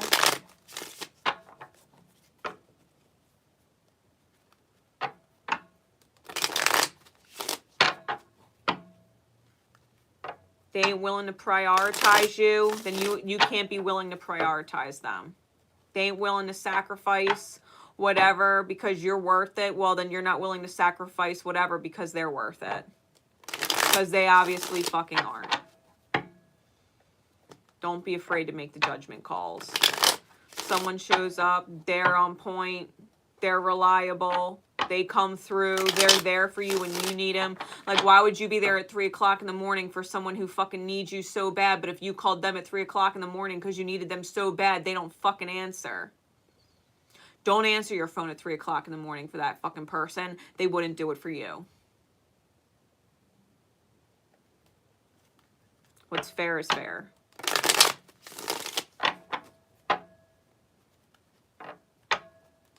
Trust your ability to read people. Trust that you could pick up on the patterns. Meet people on their level. Take them for face value. Give them their fucking worth at face value.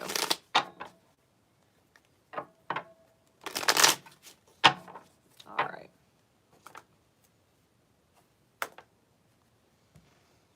Scorpio. 12th housers.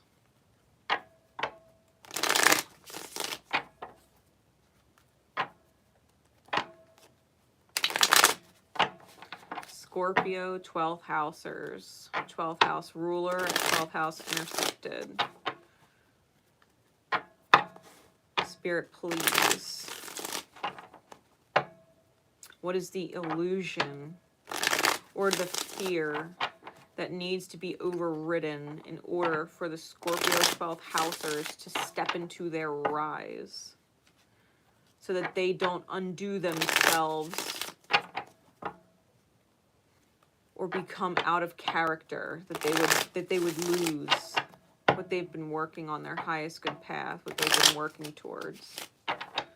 What is the illusion or the fear that must be overridden in order to not undo the self, but to discover the self in the rise?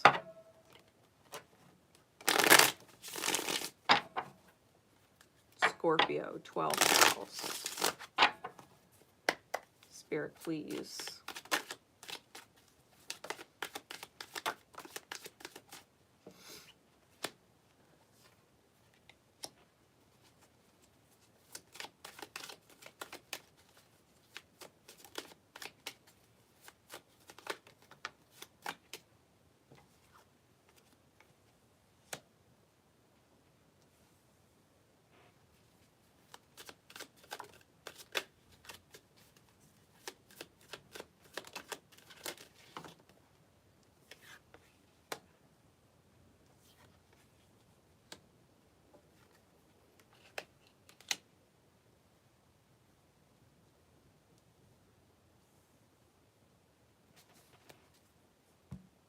Hierophant in the back face on top.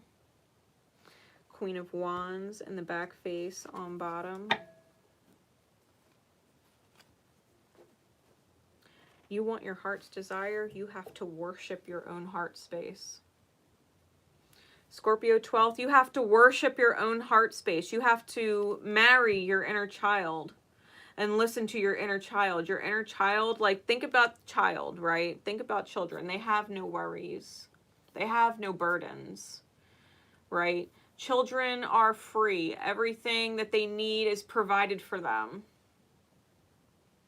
Life is not a struggle.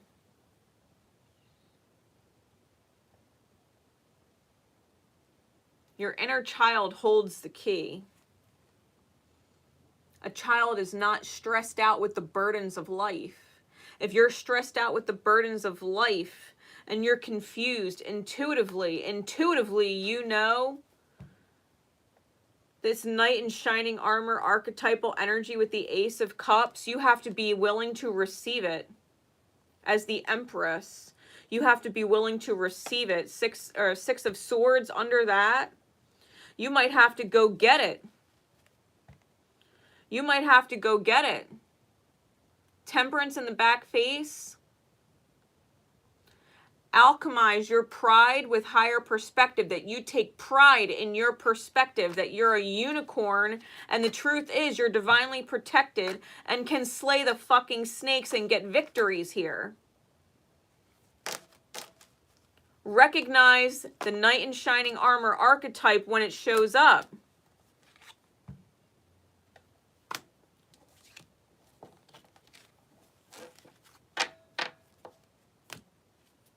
You have to worship your heart space. There's a feminine statue on this card that the Queen of Wands is admiring.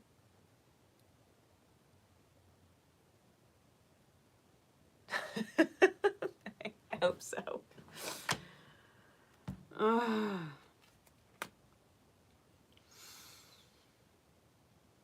Yeah, Scorpio 12th house. The Tetragrammaton is on the back of the Hierophant's seat.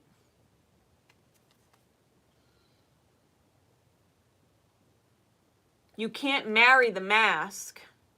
You have to marry the inner child within yourself. Worship your heart space as sacred. If it hurts your heart, if it stresses your heart, if it makes you fucking crazy or puts you in a state of anxiety or makes you feel unworthy in any which way, shape, or form, it is not in alignment. You have to worship your heart space and say you deserve to be protected like a child deserves protection. You deserve love like a child deserves love. Unconditional. You don't deserve anything else. The burdens that you carry, when you communicate that, you have to be able to communicate that. You're doing too much, you're carrying too much. And it's like you're so close and you need a little bit of help to make the final steps easier. If you don't speak up, and say, hey, this is too much on me, you're going to rob yourself. Or other people are going to rob you. They're going to sit back and watch you break your fucking back.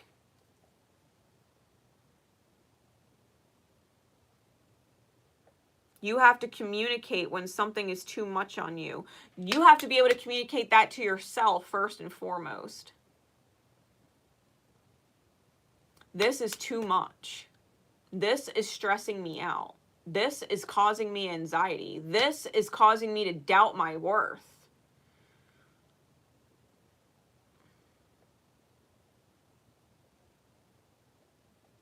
You have to worship the way you feel and what you desire to feel. If you desire to feel happy, then you cannot settle for things that you don't feel happy with. You can't keep carrying the load. You can't keep carrying the load and telling yourself that you can carry it. You can carry it. You can carry it all. You can carry all 10 wands.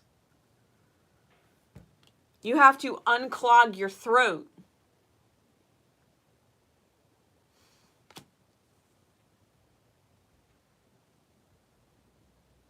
Stop lying to yourself when people are stealing your fucking energy. You have to override this thing about carrying it all.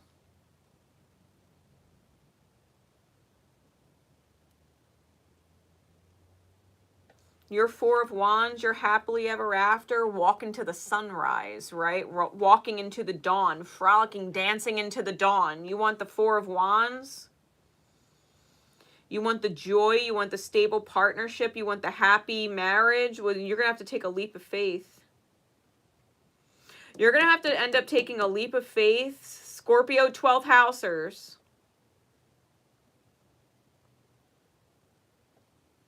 To reveal the depths of you, the emotional depths, with the King of Cups in the back face, because this is in the night. This is the feelings and the deep emotions being a secret. You're going to have to get in touch with your sense of play with the divine, the dolphin energy on the card, to play with the divine and bring your deep emotions to the light, even if that is uncomfortable for you. You have to be able to take a leap of faith on expressing the way you feel.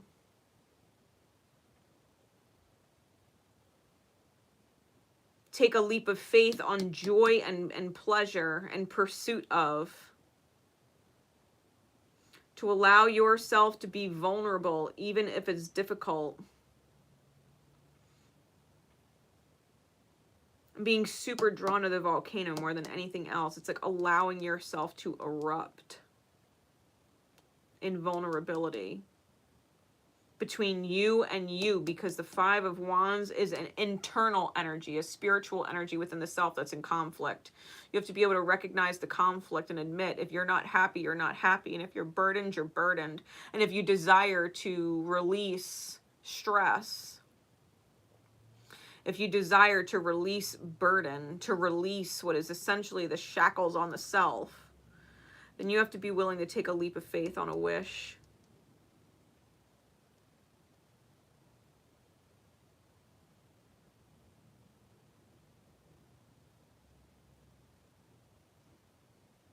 The Strength card in reverse, you're allowed to express what you need. Like a child, think about it. A child can't cook its own meal. It has to let its mom or dad know, its parent or guardian know that it's hungry and this is what it wants to eat. And what does a parent say? All right, I'll make it for you.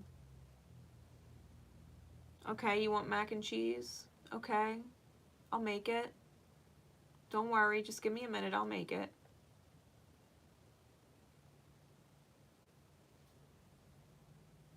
You want apple juice? Okay, I'll get you some.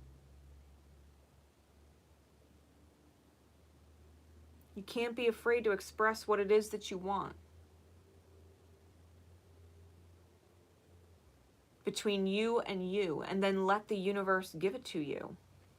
The Empress, let the universe give it to you. Ask and you shall receive. The truth sets you free and will move you forward away from what is toxic dynamics. It'll take you into the victory.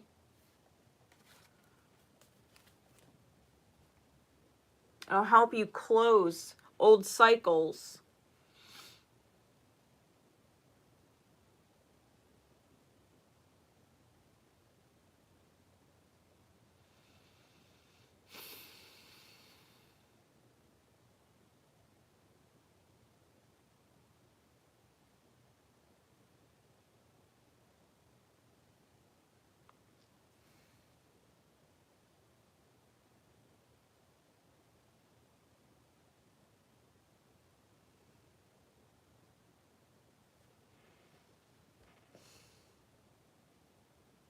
You may have grown up in a situation where when you expressed your needs, you didn't actually get what you wanted. You got what was available. Like going back to the mac and cheese and apple juice analogy. Well, I don't have mac and cheese, but I got pasta and butter. Well, I don't have apple juice, but I have milk. Or I have cranberry juice. And you had to settle for what you didn't want. And you learned as a child at some point to settle for what you didn't want. And so now, in your 12th house energy, you were taught to settle for what you don't want. You're settling for stress. You're settling for burden because you were taught to settle even though it's what you don't want. And that has a common thread, right? In all areas of your life. You've settled for relationship dynamics that you didn't actually want. It's not what you asked for and you were settling for it and trying to enjoy it when it's not what you wanted. No different with your work. Maybe you're settling for a job because it's what's available. Or you're settling for a pay that is not what you're worth, but it's what you're being offered. When really you just need to focus on your inner child being fucking happy. And if you're Sag rising, right? Scorpio 12 Sag rising, you're going to have to see the long-term goal and bullseye it. You might have to travel. You might have to shift. You might have to change. You might have to morph. You might have to seriously believe in your own potential, believe in your own value and your own potential, and allow it to let you soar.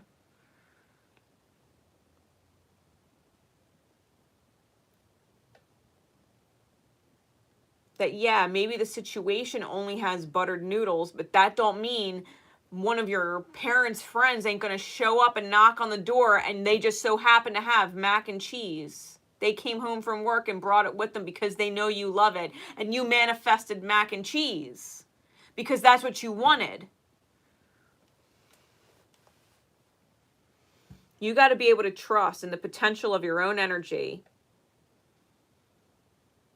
to go after what your heart really desires and be honest with that truth key with yourself and not be confused. Do not be confused.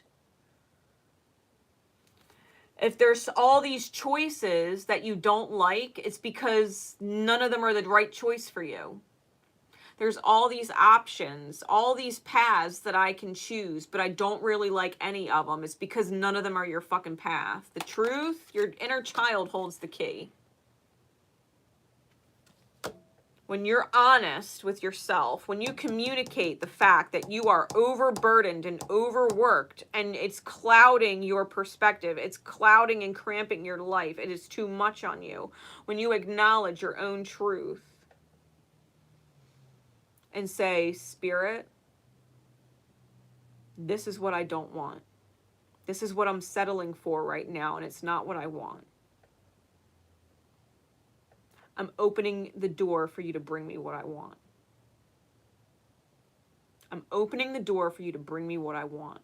I'm not willing to settle for this. And I trust that because I've acknowledged it, because I've communicated this and I've acknowledged it, that I'm not willing to rob myself by not asking for what I want. That what you want is going to manifest. And all you have to do is take a leap of faith on it, to be vulnerable, play with the divine, say, hey, because the divine said, hey, you asked for it. Here it is. You willing to take a leap of faith? Don't be conflicted. Don't be conflicted. Don't sabotage yourself, Scorpio 12. Don't sabotage yourself and say, nah, it can't be what I want. Hey.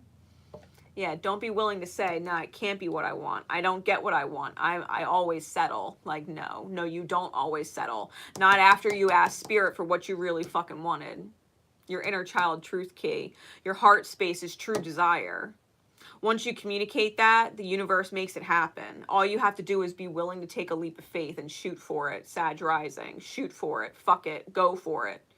That is the best thing about Sag light. When they fucking see it, they're like, fuck it, I'm going for it. I'm going for it.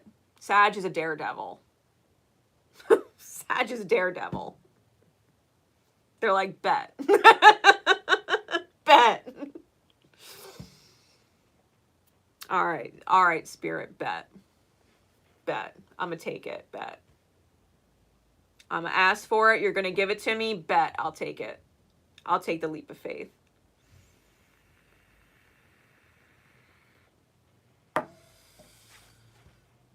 You want the dawn. You want the rising. You want that joy and stability that is happily ever after.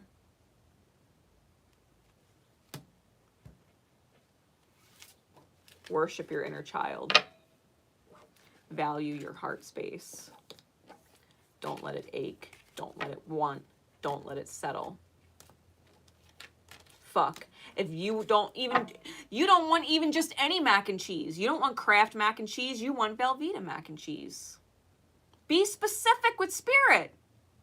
Put your fucking divine order in. Scorpio 12th. The thing about Scorpio 12th is Scorpio is a sign of magic, okay? And the occult, magic. You believe in fucking magic and miracle, you override ego death and accept the ego death. That you can believe in magic and miracle. Scorpio 12th house, put your fucking order in with the universe. This is what I want. The universe will fill your order. The universe will fill your order. Trust me. I've got For being a Sag Sun stellium, I've got so many fucking scorpionic placements, it's not even funny. I'm very familiar with scorpionic energy. It's in my 5th house. It's what I'm passionate about. Trust me. You put your fucking order in with the universe, it delivers. Believe that you don't have to settle for suffering.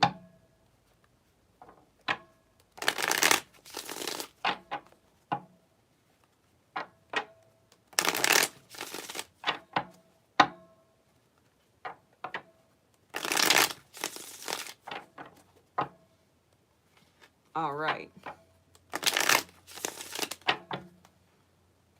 Sag, 12th house.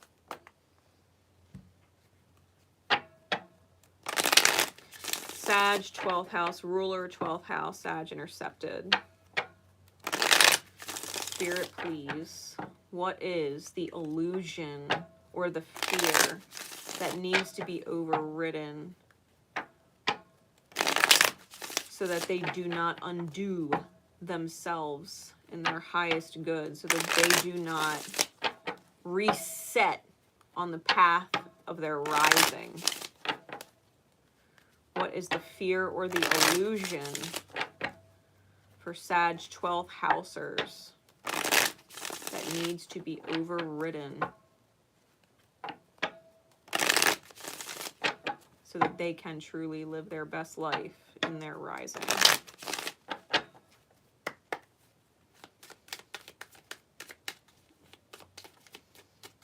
Sag, 12th house, ruler and intercepted, please, Spirit.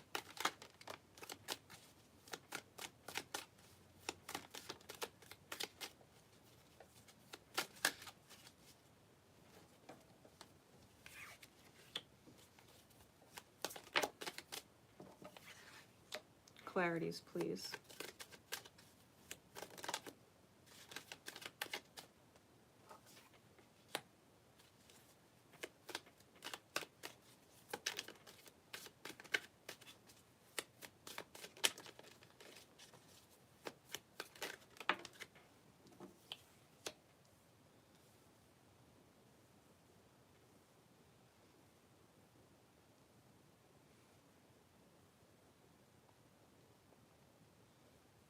Sag, 12th house, Capricorn rise. We've got the moon on the bottom in the back face, which looks a lot like a star card because this is the moon card, but this is the back face. Okay. With the 2 of cups on bottom. I mean on top. 2 of cups on top. Moon card back face on bottom.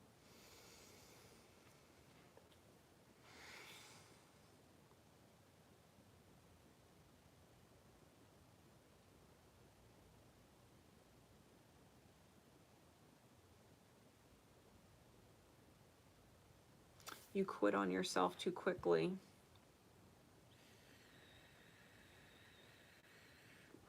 You quit on yourself too quickly.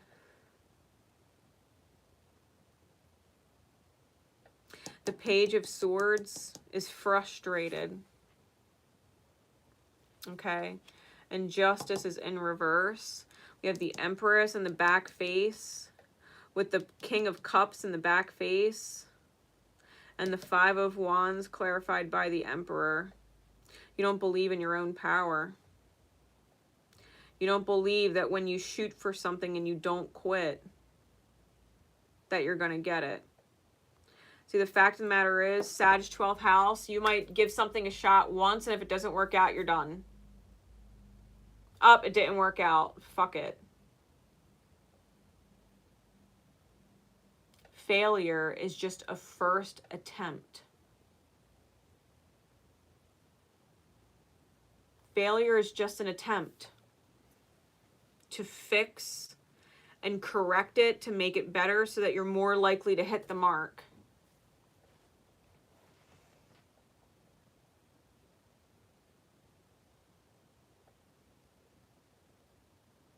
There's a door to your receiving. If you look at the back of the Empress card, the Hebrew symbol for Daleth, which means door, is on the back of it.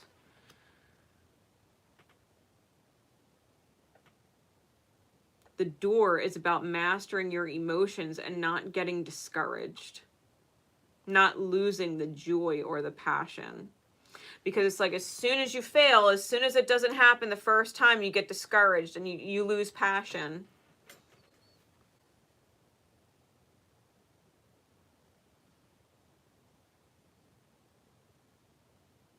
And you feel like, well, if you try it again and you fail again and you try it again and you fail again and you try it again and you fail again, like you don't believe in your ability to eventually succeed.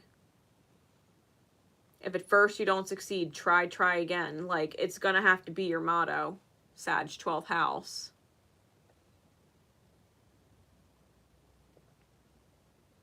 Fix and improve, try again. Fix and improve, try again. Tweak it to be better, try again.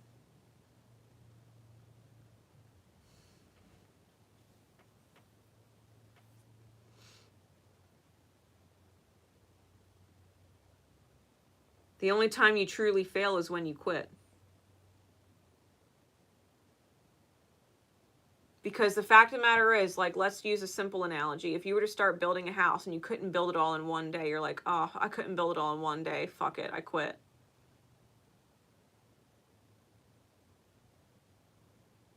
Oh, I made a mistake. I have to undo this and undo that. Fuck it, it's too much work. I quit.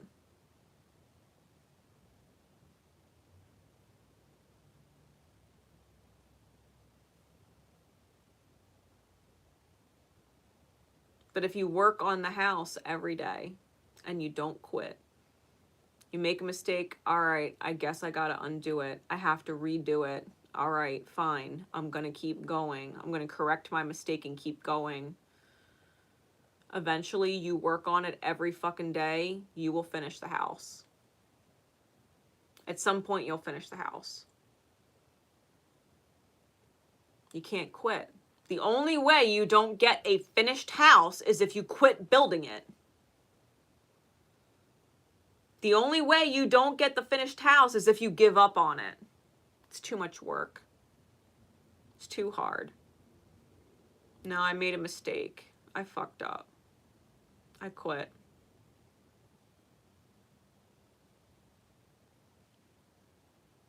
Sag, 12th house.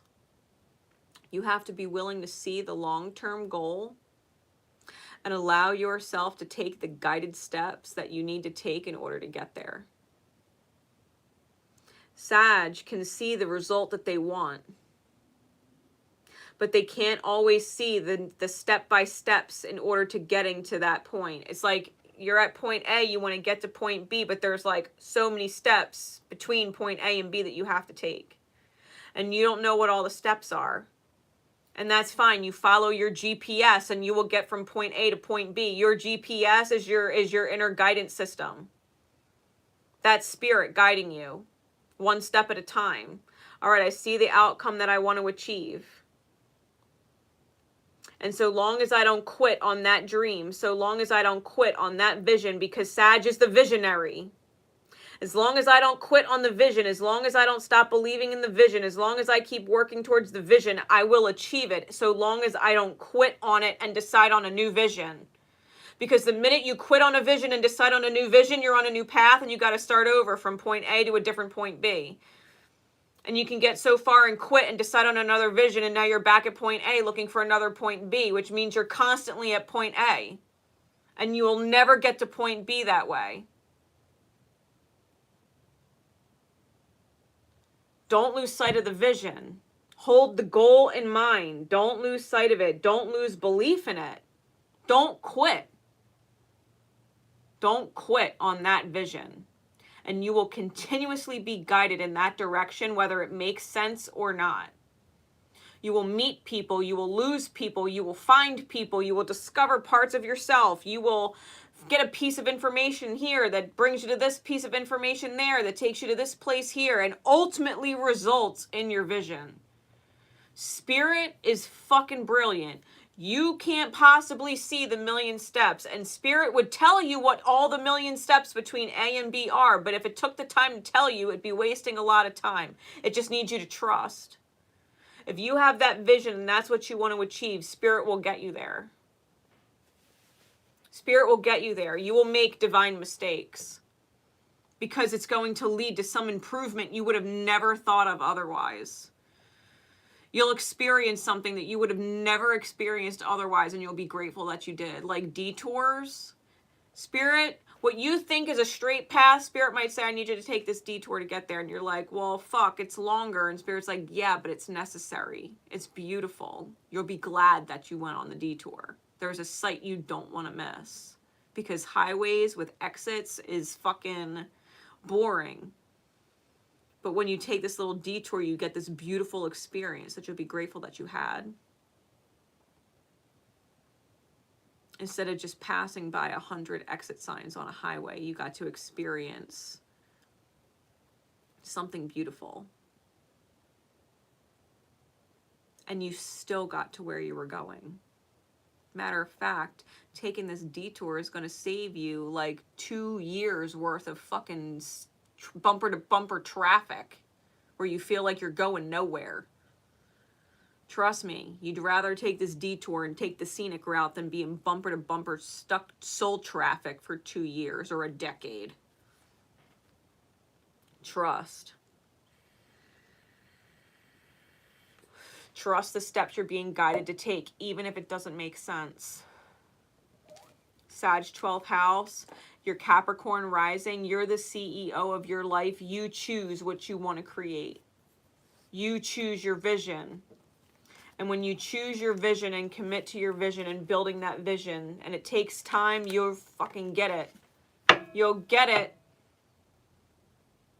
And your partner, whoever they end up being, is going to nurture you and hold compassion for you and appreciate you and be so grateful for all of your efforts in your pursuit of self.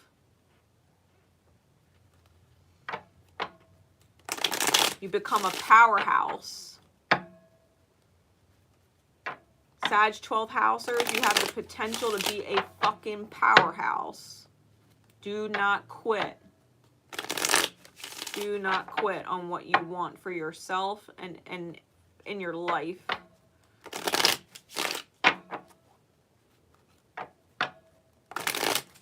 Override that fear that you're going to fuck it up, or that it's not going to be perfect, or that you're never going to get there because it's taking too long.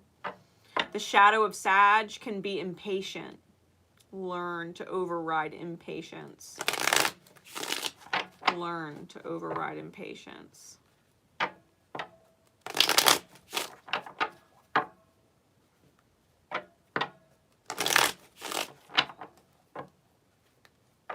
All right.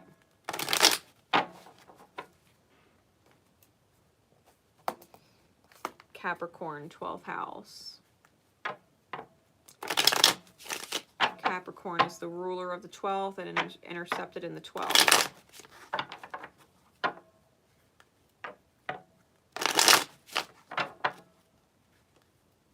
Spirit, please.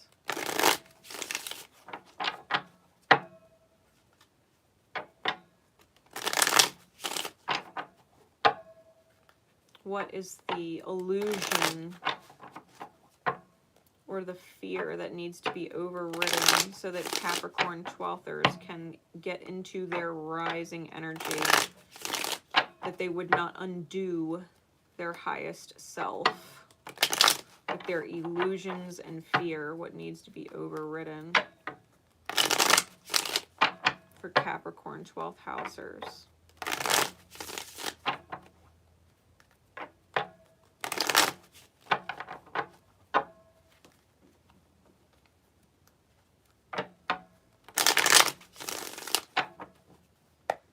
What is the illusion and the fear that needs to be overridden so that they could be on their highest good path?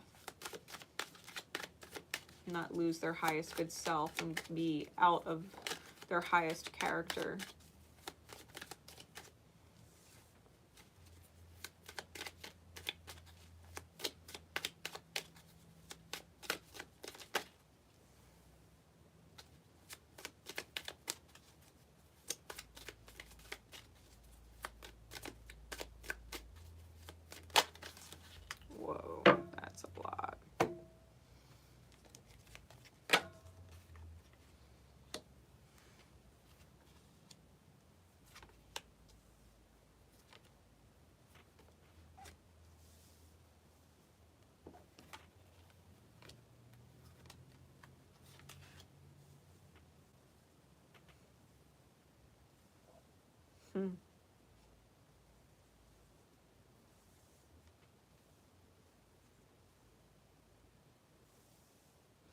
We've got the Strength card on top with the Knight of Wands and the back face on bottom.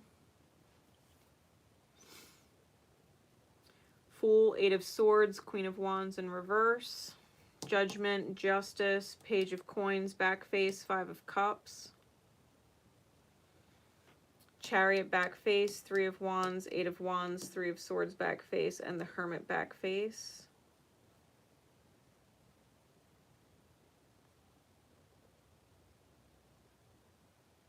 I don't think, Capricorn 12th, I think you're afraid that no one else shares your vision, and that if it's going to get done right, you got to do it yourself. That you're the only one that can do it. I think you're afraid of calling in your soul family to balance out the workload.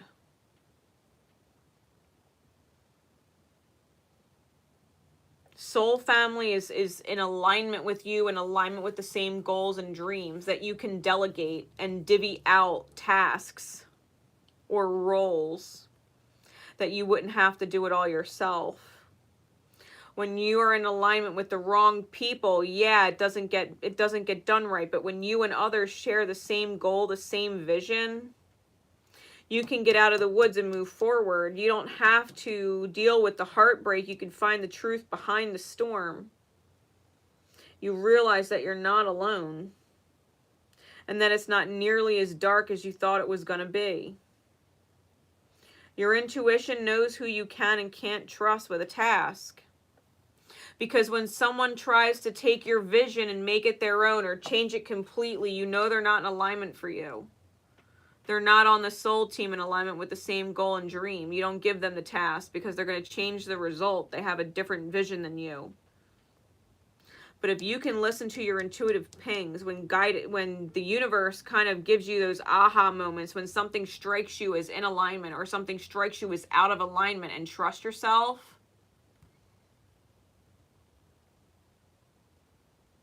Don't be afraid to delegate. You don't have to micromanage everything. Like Capricorn and its light, 12th house. Capricorn and its light is the CEO. The CEO doesn't micromanage the cashiers and all of their superstore chains. The CEO talks to their vice. Their vice handles their regionals. Their regionals handle all of the stores and the managers handle all of the cashiers and everybody else. You have to be able to delegate and focus on what you need to focus on, that you can depend on, and trust someone. Trust them to tell you how it is.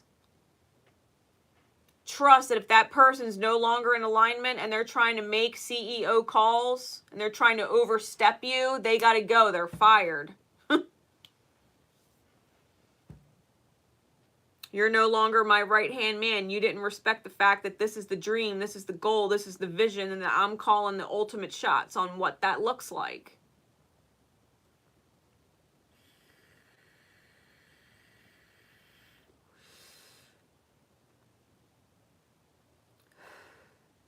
And it's not about being controlling. It's about knowing that you have a certain vision for your life. And if people aren't in alignment with that vision, then you have to be able to let them go. You have to be able to cut your losses. You have to be able to cut the losses before it becomes a fucking bottomless hole, like a black hole.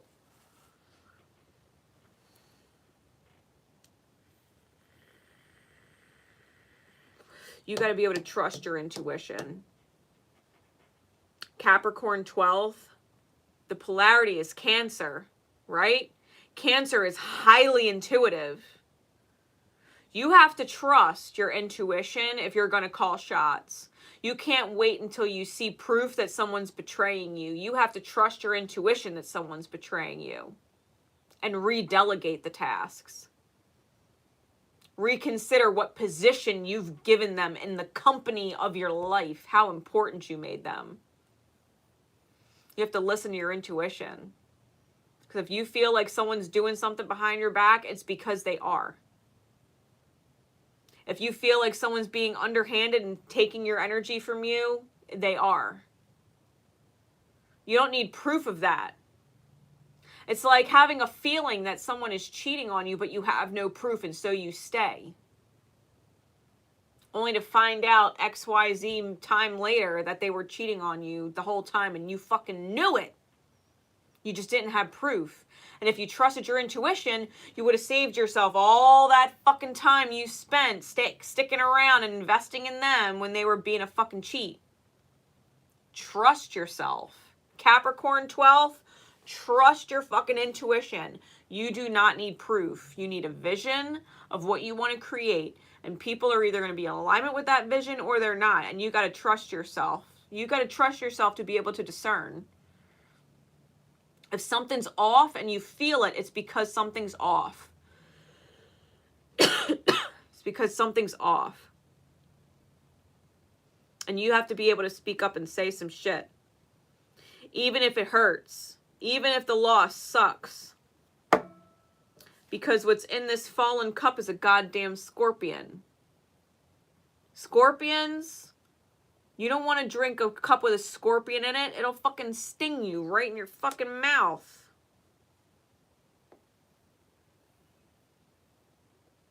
There's a reason why their tails are poison. You don't need the betrayal. You don't need someone keeping secrets from you. You don't need someone in what is essentially scorpionic shadow, whether they're a Scorpio or not, because scorpionic shadow is secretive, is jealous, envious, wants what you have. They want your position as CEO of your life. They want control. Your life is not theirs to control. You're the one calling the shots in your fucking life. You decide where your energy goes and what you want.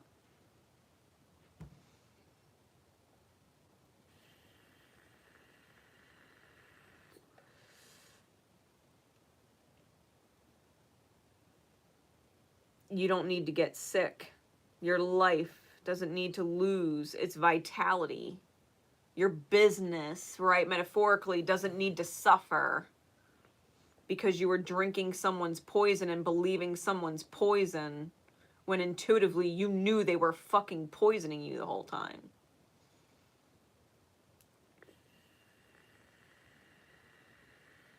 And if you can trust no one, don't be afraid to start over and do a complete revamp, rehaul, and rehire. If the whole fucking company that you bought into is fucking toxic and all of the company, right? And we're talking about a play on words, the company that you keep. If they're fucking toxic and you need to let them all go because you don't share the same goals and visions for your life, they want to keep you stuck. They want to keep you small. They want to keep you in the same everyday blah, blah, blah. And you want to grow. You want to be bigger and better than this. You have bigger dreams. Don't stick around small-minded company. If you have big ideas and big dreams, then you're no mom and pop shop. Don't buy into small town dreams if you've got big time dreams. Capricorn 12th house. Network. Get into your aqua rise. Network. Socialize. Get out there. Figure out the company you want to hire to be around. Truth. You are the company you keep. Capricorn 12th. You are the company you keep. You are the company you keep. If you are around people that would betray you, you're betraying yourself. If you're around small-minded people, you're being small-minded yourself. If you're around people living in a box, then you are putting yourself in their box. You are the company you keep. Hire better company in your life. And just because they're good company today doesn't mean they're going to be good company tomorrow. Don't get it twisted. Listen to your intuition. When it's time for someone to go, because they got power hungry and they're controlling your life. It's time for them to go. Always call a spade a spade. Stay on your toes. Trust yourself. Trust yourself.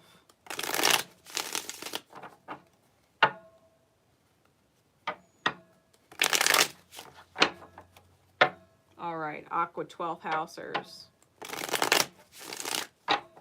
Aqua, Aquarius, 12th housers, 12th house ruler and intercepted.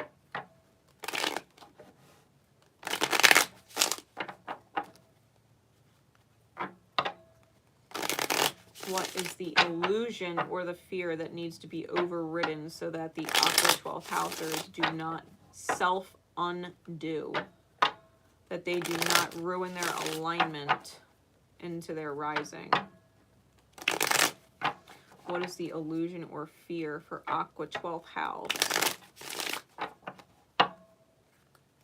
Palmer, I love you, by the way. I saw your little comments popping up on there. I can't see what they are because my vision's not that great, but I did see your name pop up. I love you.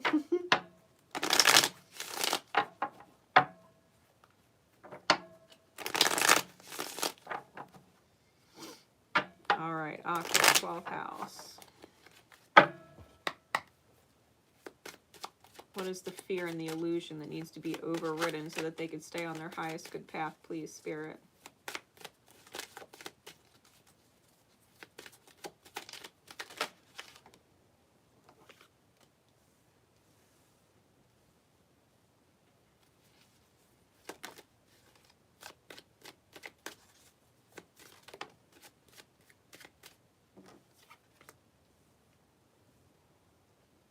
Clarities, please.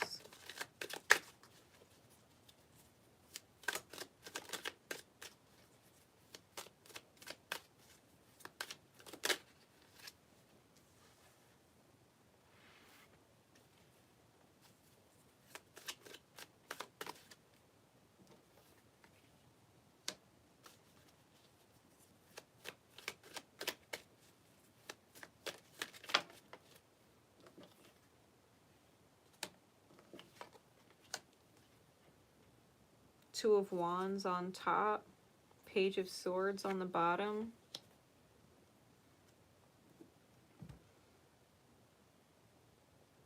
We have the High Priestess clarified by the Moon in the back face. The Ace of Coins clarified by the Three of Swords, and the Ace of Cups clarified by the Nine of Cups and the Knight of Cups in the back face.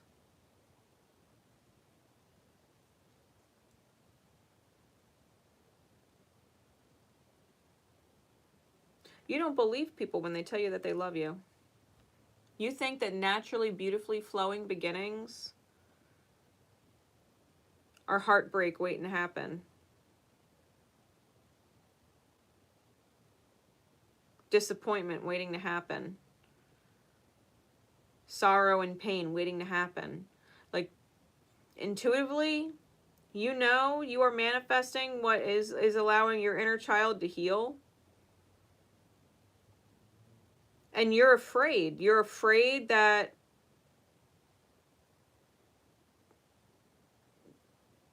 the wish in front of your face is a lie.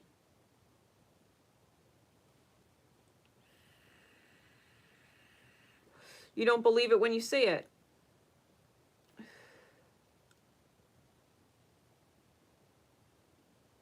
And so you walk away from it like, nope, this can't be it.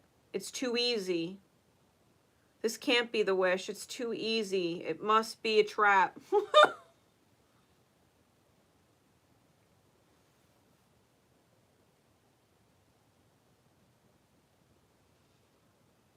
It's flowing too naturally.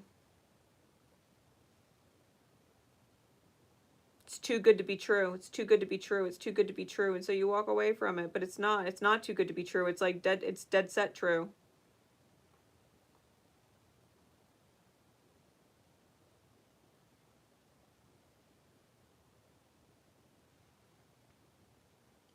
You're afraid to unstick yourself. You get trapped inside your head and you don't want to continue to flow with it. You don't want to flow with it, and so you just go on your own. It's all right. I'll create it. I'll create my fortune. I'll manifest my fortune. And then you go into what is drudgery instead of just going with the flow. Aqua 12. Aqua 12.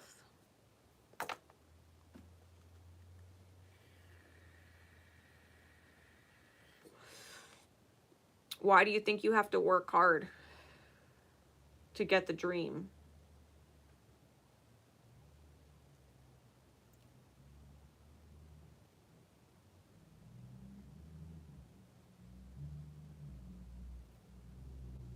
Like, yeah, just because some people have to work hard to get the dream doesn't mean that that's your journey.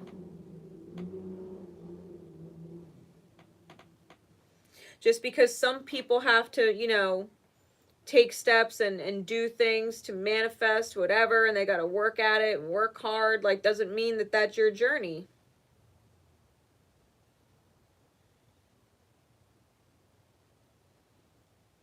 Why can't you just simply manifest what you want? Why can't you just simply manifest the wish? Why can't it just simply flow and be easy? Who told you that life has to be hard? Someone taught you that life is hard work and that you can't get what you want. Nothing in life comes easy. Who the fuck said that to you? That stuck. Nothing in life comes easy. You got to work for it. Nothing in life comes easy. You got to work for it. You got to work hard if you want what you want. And so when it starts flowing naturally, you're like, nope, I didn't work hard enough. This can't be it. I didn't work hard enough. And yet Spirit's overflowing the wish to you and you're the one walking away from it. You've got to override walking away and being afraid that it's not what you asked for when it is.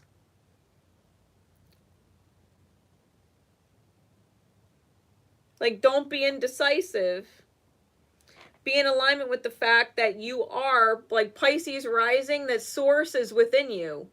The creator energy is within you. You don't have to be indecisive. Is this it or is it not? No, it's flowing. Go with the flow. Like the fish swimming in two different directions. Pisces, right? Pisces energy.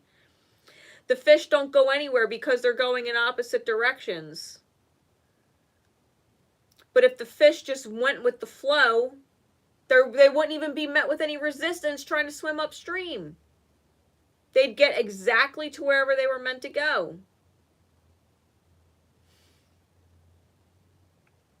All you have to do is take the step in front of you that's flowing naturally, that's unfolding naturally. You're going to end up with a beautiful fucking paradise life if you could just flow with every step as it's presented to you.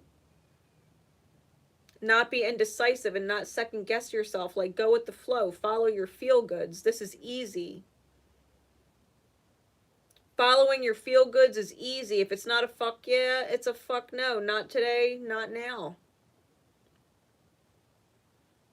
What's a fuck no today might be a fuck yeah tomorrow, but if it's not a fuck yeah right now, it's a fuck no. Not today, not right now.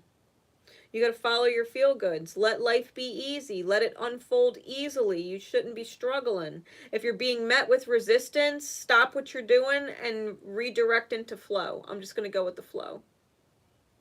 I'm not going to try and force anything. I'm just going to flow.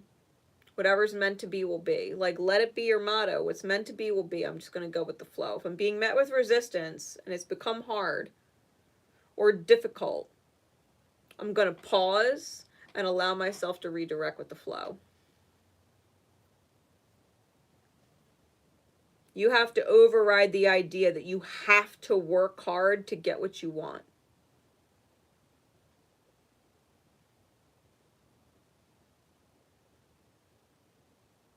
Override the fact that not everybody gets what they ask for. Life's not perfect.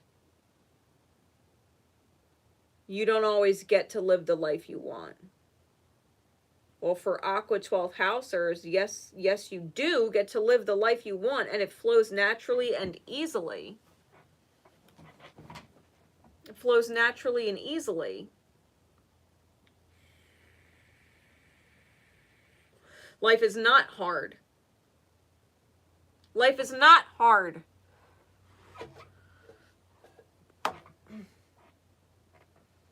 Just because it's hard work for some people does not mean that that's your journey. Allow yourself to flow and take the steps. Go with the flow.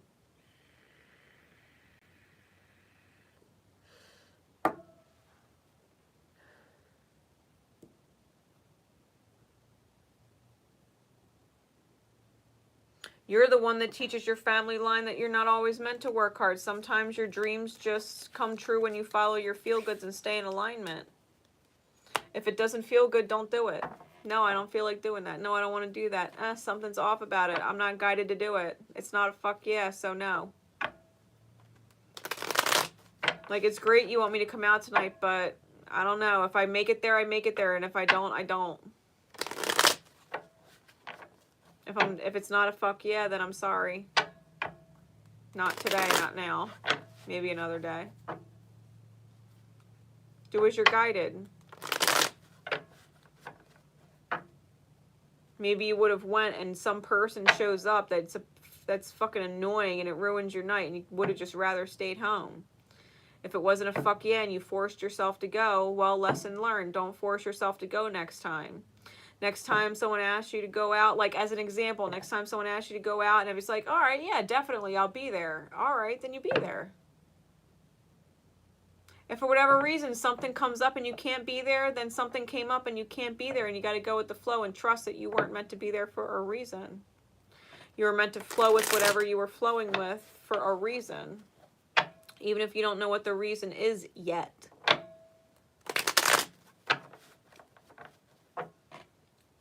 Don't get frustrated if something isn't working out or panning out the way you thought. Because Spirit has you in alignment regardless. And what doesn't find its way to you is just the divine protecting you from what doesn't feel good. For what would keep you distracted and out of alignment with yourself.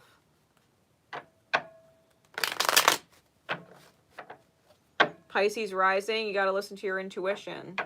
If it's not a fuck yeah and Spirit's not giving you the green light, your soul's not giving you the green light, your intuition's not giving you the green light, it's not a fuck yeah, then there's a reason why the answer's no.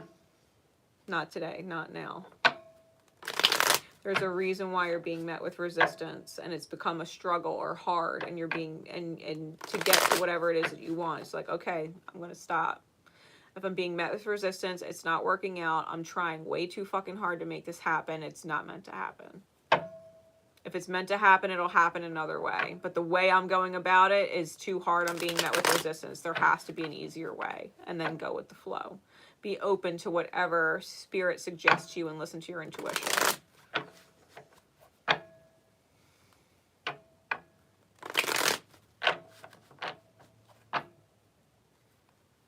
All right. Pisces, 12th housers. Pisces is the natural ruler of the 12th house. So Pisces, 12th house rulers and intercepted. Pisces intercepted in the 12th. Spirit, please. What is the fears or the illusion that needs to be overridden so that Pisces 12th housers do not submit to their undoing? That they could stay on their highest good path in alignment with their rising. What is the illusion or the fear for Pisces 12th housers that needs to be overridden so that they don't undo their highest self's efforts?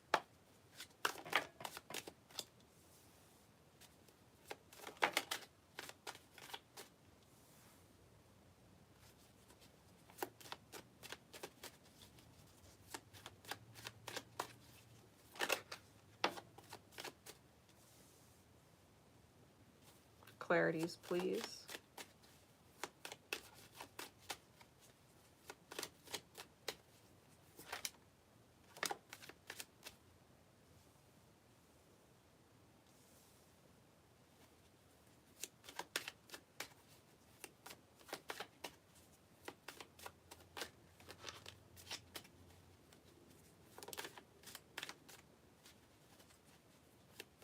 One more.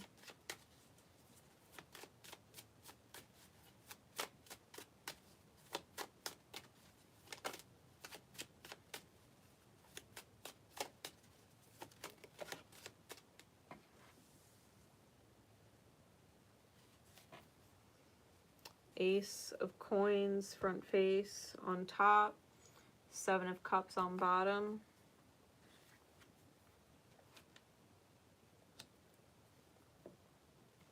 We have the Queen of Pentacles clarified by the Empress, the Queen of Cups back face clarified by the Four of Swords back face, and the Ten of Swords clarified by the Lovers in the back face.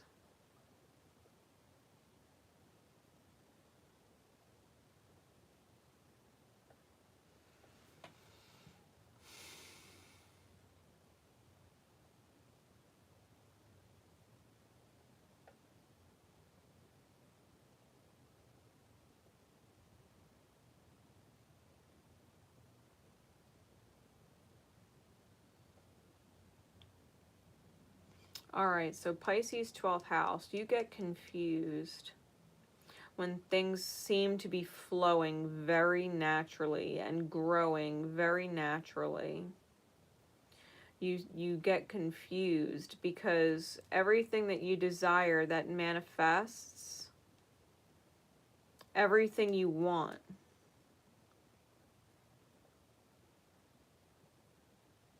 there's this fear that it's going to turn its back on you, this fear that it's all going to burn down. And you don't realize how you're betraying yourself thinking like that. Because as soon as you have everything that you want, if you're afraid it falls apart, what you fear appears. And so therefore, because you're afraid it's all going to fall apart, you choose your actions differently because you're choosing under the premise that you're going to lose it instead of choosing under the premise that this is wonderful, this is great, and I'm going to continue to maintain it. This is sustainable.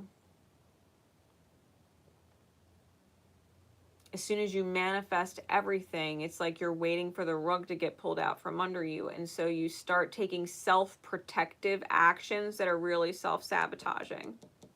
With the Ten of Swords and the Lovers in reverse. The Lovers originally is the choice card or the crossroads. You stop listening to your intuition. You start getting confused, like everything is great, it's only a matter of time before I lose it, and so you start planning for the loss of it instead of planning for the maintenance of it, the sustaining of it. You start taking actions to protect the self from the fall apart, which is the only reason why it falls apart. It's the only reason why it falls apart. Because you started planning for the fall apart. You started planning for the loss of it. And so the actions that you were taking resulted in the loss of it.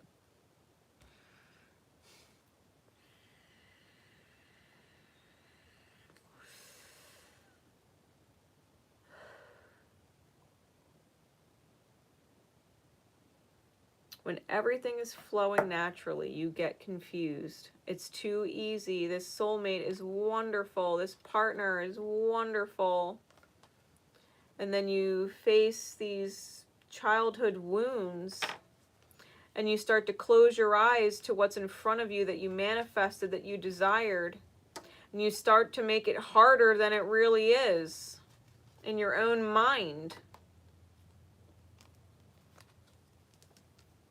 And in trying to protect yourself from the loss of it, you create the loss of it. You rob yourself. You rob yourself.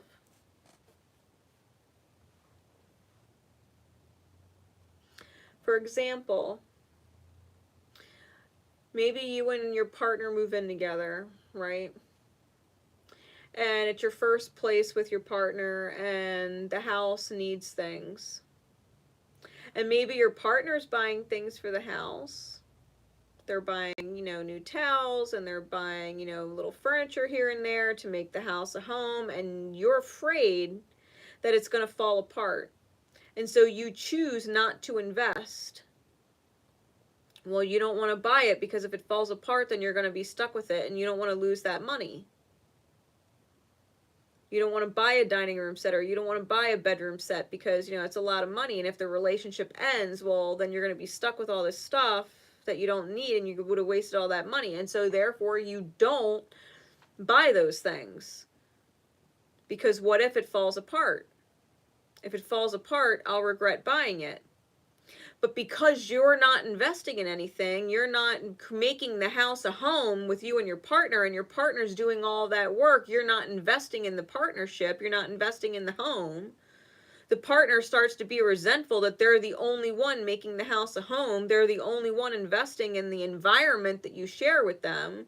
The resentment starts to build and grow. Maybe that reaction causes your partner to not really be as physically intimate with you anymore, because they are feeling resentful below the surface, and then your sex life crashes, and before you know it, you and your partner are talking to other people, or there's cheating involved, and it's like, and it falls apart.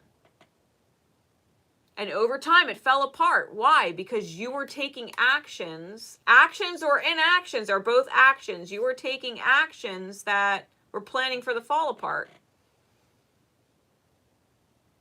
So what happened? It fell apart.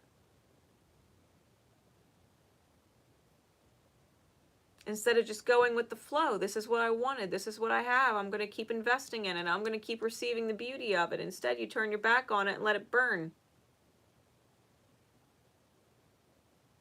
You turn your back on it. Your choice is you choose not to nurture it, which never lets it birth fully into the reality. It burns.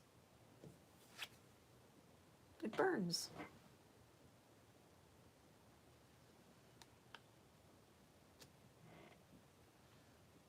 And then the more you get tired of things burning, the more you don't want to invest. And the more you don't invest, the more things burn. It's a vicious cycle. You have to override the illusion. You have to be willing to receive it and keep receiving. And that when you continue to invest, you continue to receive. When you believe in the receiving, when you believe in the outcome being what it is, that it's unfolding beautifully, it's wonderful, and you're going to keep investing in it, it's wonderful. You don't deal with the self-sabotage, you don't deal with the loss.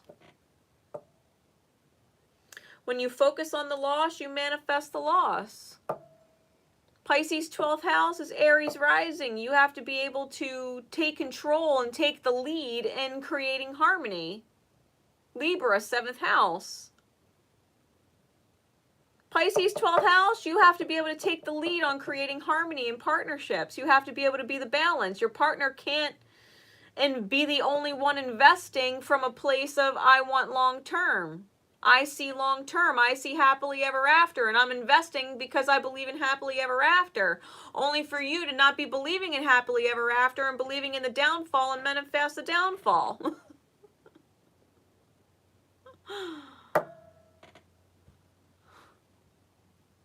Oh, Elisa, you gotta watch Scorpios then. We're gonna get into Ophichus Say with the Shaman Dreams Oracle that you gave me. Yeah, Pisces 12th house. What you believe, you will see. Seeing is not believing.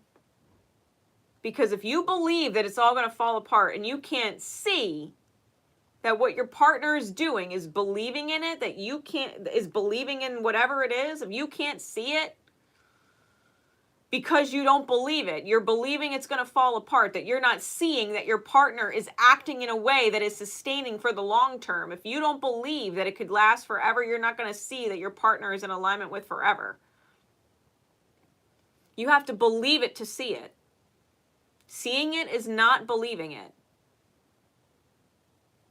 Believing it is seeing it. You have to believe that it's long term. And you will see it for what it is, and it ends up long term.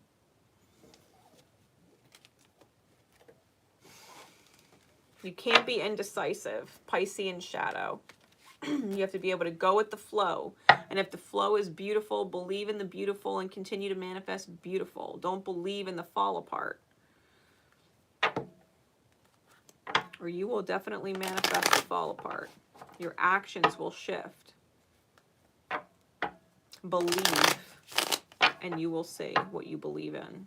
If you believe in the fall apart, that's what you're going to see. If you believe in the long term and act in alignment with the long term, that's what you will see. Pisces, 12th house.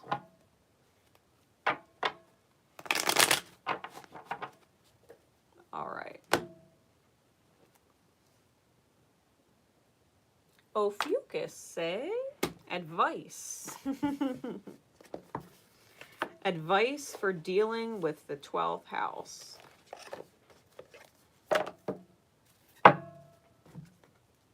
No matter what sign you are, Ophichus is the forgotten 13th sign of the zodiac. He is the serpent bearer, or that which slays the snake, which is the fear.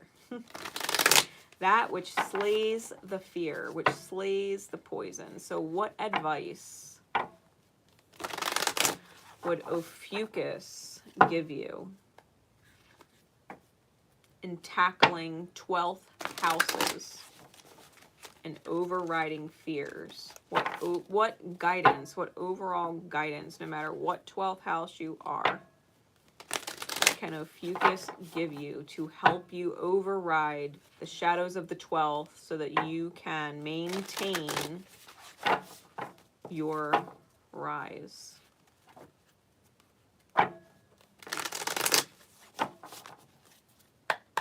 What is the guidance, please, Spirit? With healing the 12th house, mastering the 12th house.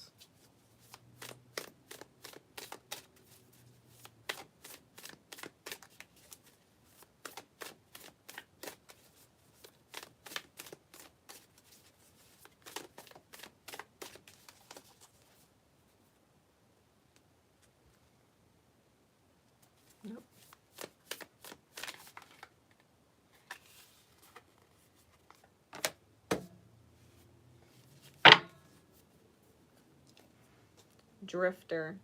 Beloved is on the bottom. Radical acceptance. Fool's embrace. Transmuting pain is on the top.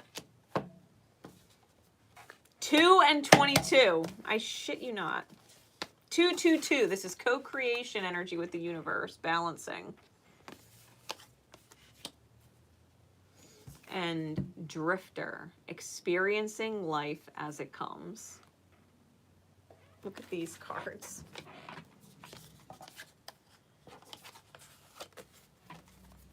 The art in this deck is awesome.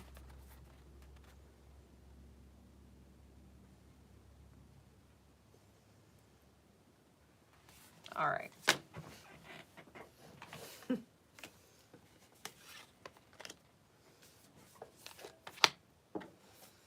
Drifter.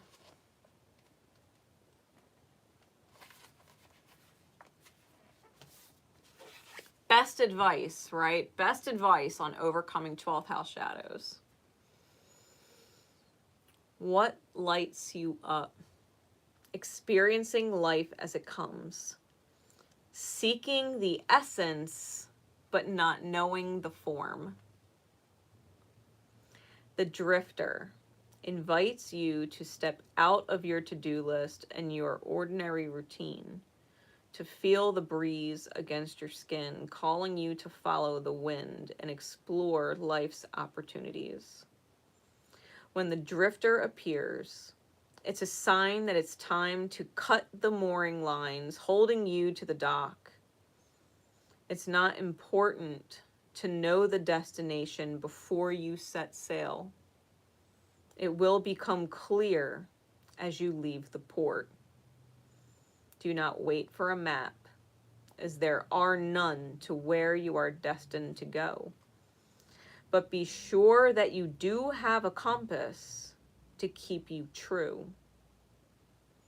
Yours is your pure love and your intention to be free, even of your own beliefs and preconceptions. Few appreciate the energy of the Drifter. Here, you might not seem to be doing anything worthwhile or meeting someone else's expectations. but you are the only one who understands that others are running full out on the hamster wheel and getting nowhere. Your quote-unquote laziness is an underappreciated virtue. You know that life will find you and bring you everything you require without your having to search for it, by simply being instead of frantic doing.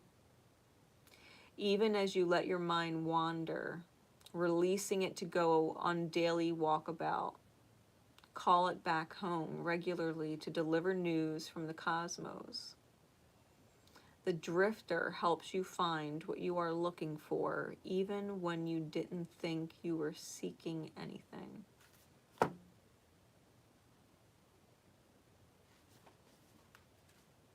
Go with the flow. It reminds me of that scene in Pocahontas where she's following the wind and flowing with the river. Like, never in a million years would Pocahontas have believed that the ships would show up on shore and she'd be there in love with John Smith. You know what I mean? Life just happened. And she just went with it.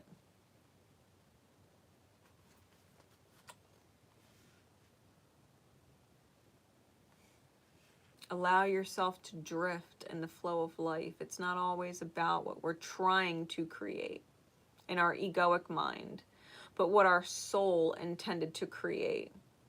That's always forever manifesting, and we have to be able to allow it to happen.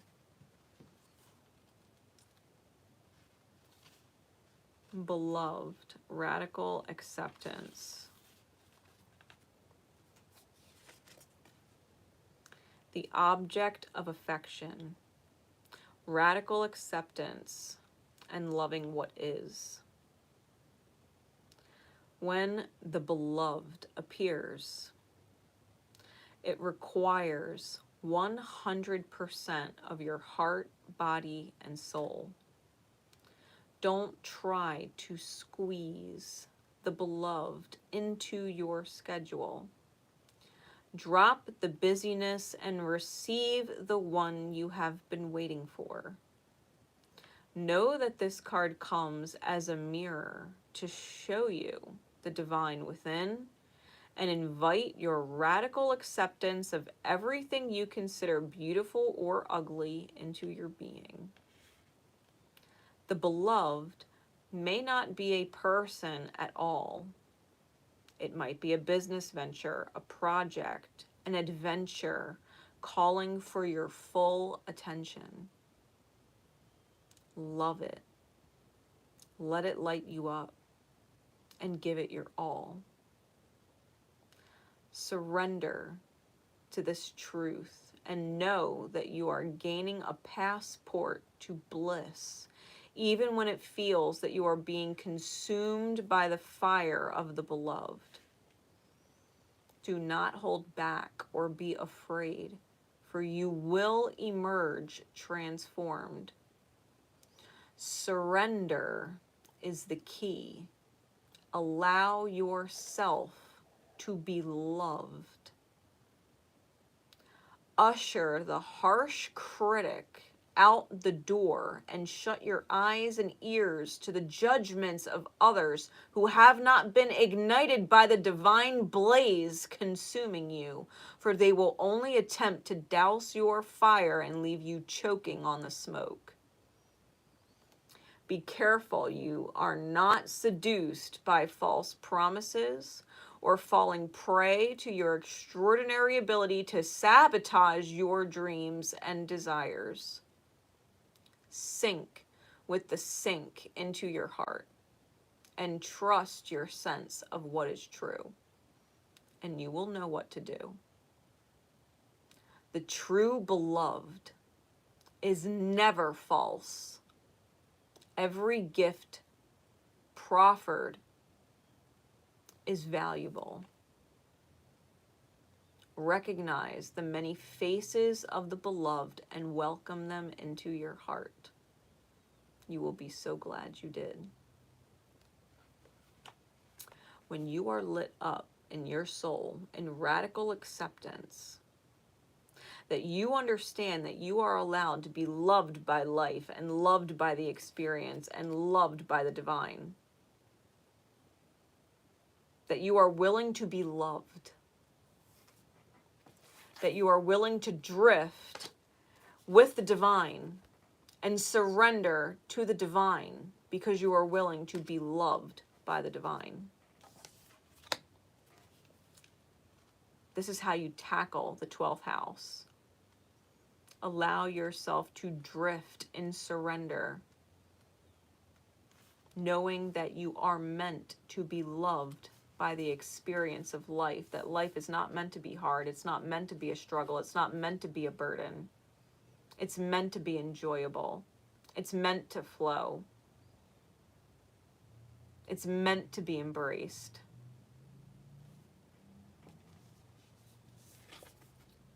The Fool's Embrace. I just said that. Transmuting pain, allowing life to love you. The experience of both/and. The pain of life is sometimes unbearable. When we're in it, we think that pain, that loss, that betrayal will always be woven through our continuity of existence. We're kept hostage by the way we identify with the pain and what we make it mean. If we let it, it becomes etched into us like a tattoo. No matter where we are on the spectrum of pain or where you find yourself now, whether it be mild disappointment or searing loss, it's time to make peace with it. Befriend it rather than resisting it, running from it, or judging it as bad or unfair or hostile.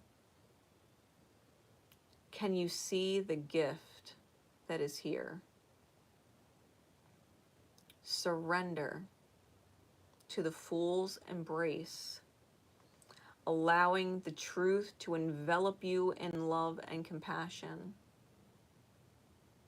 What if you could learn something amazing from this? What is truly yours will not pass you by. Something better and perfect for you is waiting elsewhere.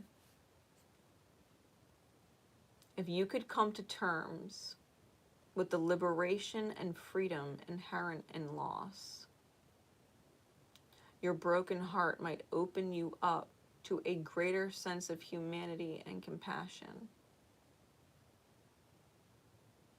As in the narrative of Tarot, the Fool will be at the beginning of your life's adventure and at the end when you've integrated all the wisdom you've accumulated along the journey.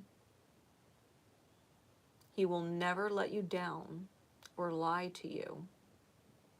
He will, however, teach you how to revel in both the beauty and desperation of life, both and this and that will always be true. Remember, the pearl can't be created without the gritty sand causing discomfort and acting as a catalyst in the oyster. Your pearl is discovered in radical acceptance that everything has value. All is well now and will be well. Remember that today as you feel the Fool's Embrace.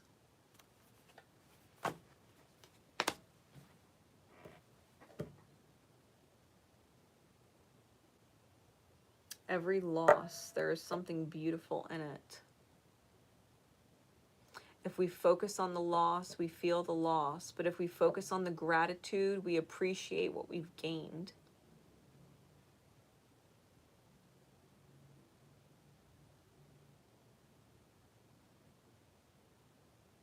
We can all focus on the loss, the investments that we've made in people that are no longer in our lives.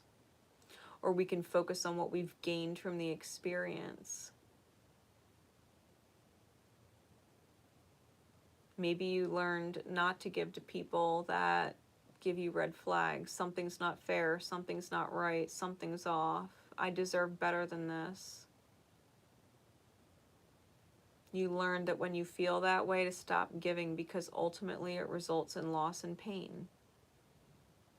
The lesson is not to stop giving. You also learned what kind of beautiful giving you are capable of, what kind of beautiful love you are capable of. You learned that about yourself. You learned what kind of love you are capable of. And now that you know the wrong type of person to give it to because you've experienced it, you can take what you learned about your capability and give it to the right person. And you can be grateful for the loss of the wrong person, because the gain that you are grateful for is so much more valuable. Focus on the gains. Surrender to life. Thank you, Spirit, for taking from me what was not in alignment. Thank you, universe, for removing that from my life, or removing this person from my life. Thank you. Because it really didn't feel good when I'm real with myself.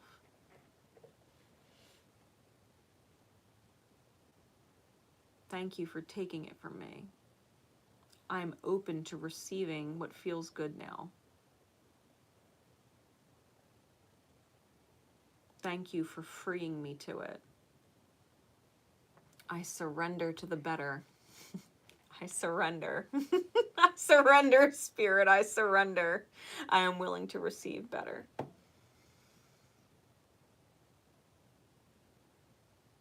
Thank you for the loss. It was only my childhood wounds playing with me anyway. It was only my demons and my shadows fucking with me anyway. Thank you for telling my demons to go fuck off and shut the fuck up and sit the fuck down, because I was having a hard time doing it. Thank you, Spirit. You want to master your 12th house? Surrender. Follow your feel-goods. Be in gratitude. Stay open to infinite possibilities and don't limit yourself. And love life with a childlike wonder, because life is loving you all the time. And to perceive it that way is a blessing.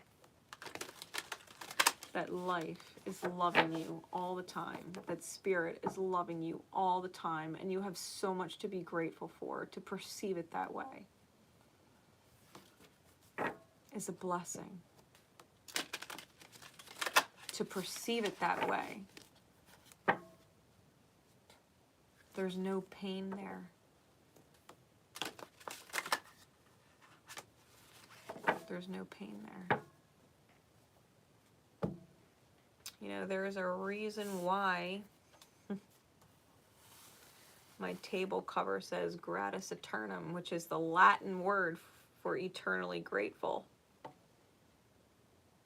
This little saying that I have written here,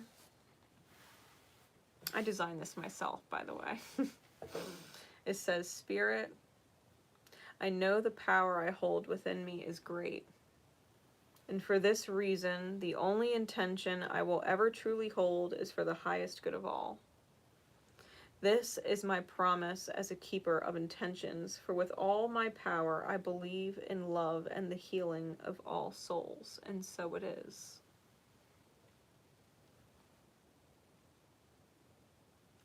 Whatever your presence is in this life, your soul holds an intention. You are a keeper of intention. And so long as you are in alignment with the highest good of all,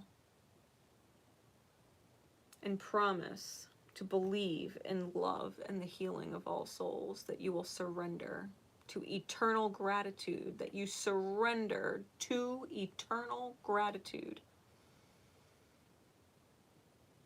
There is no pain that exists within your being or your life.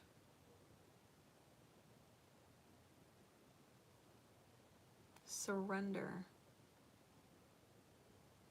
Surrender what doesn't feel good to Spirit, so that Spirit can bring in what does feel good. Surrender, Spirit. Surrender to gratitude. Surrender to the power of your presence in all of its beauty and painlessness. Be eternally grateful. Know that you are divinely protected. Forever, now, and always. There is not a moment Spirit's not looking out for you and loving you in this life. Not a single moment. You are never overlooked and you are never forgotten. Not by Spirit. I hope these messages serve you well, and that you may all live your best blessed life in this lifetime and the next, and the next, and the next, and the next. Till next time, guys. I am eternally grateful for you. See ya.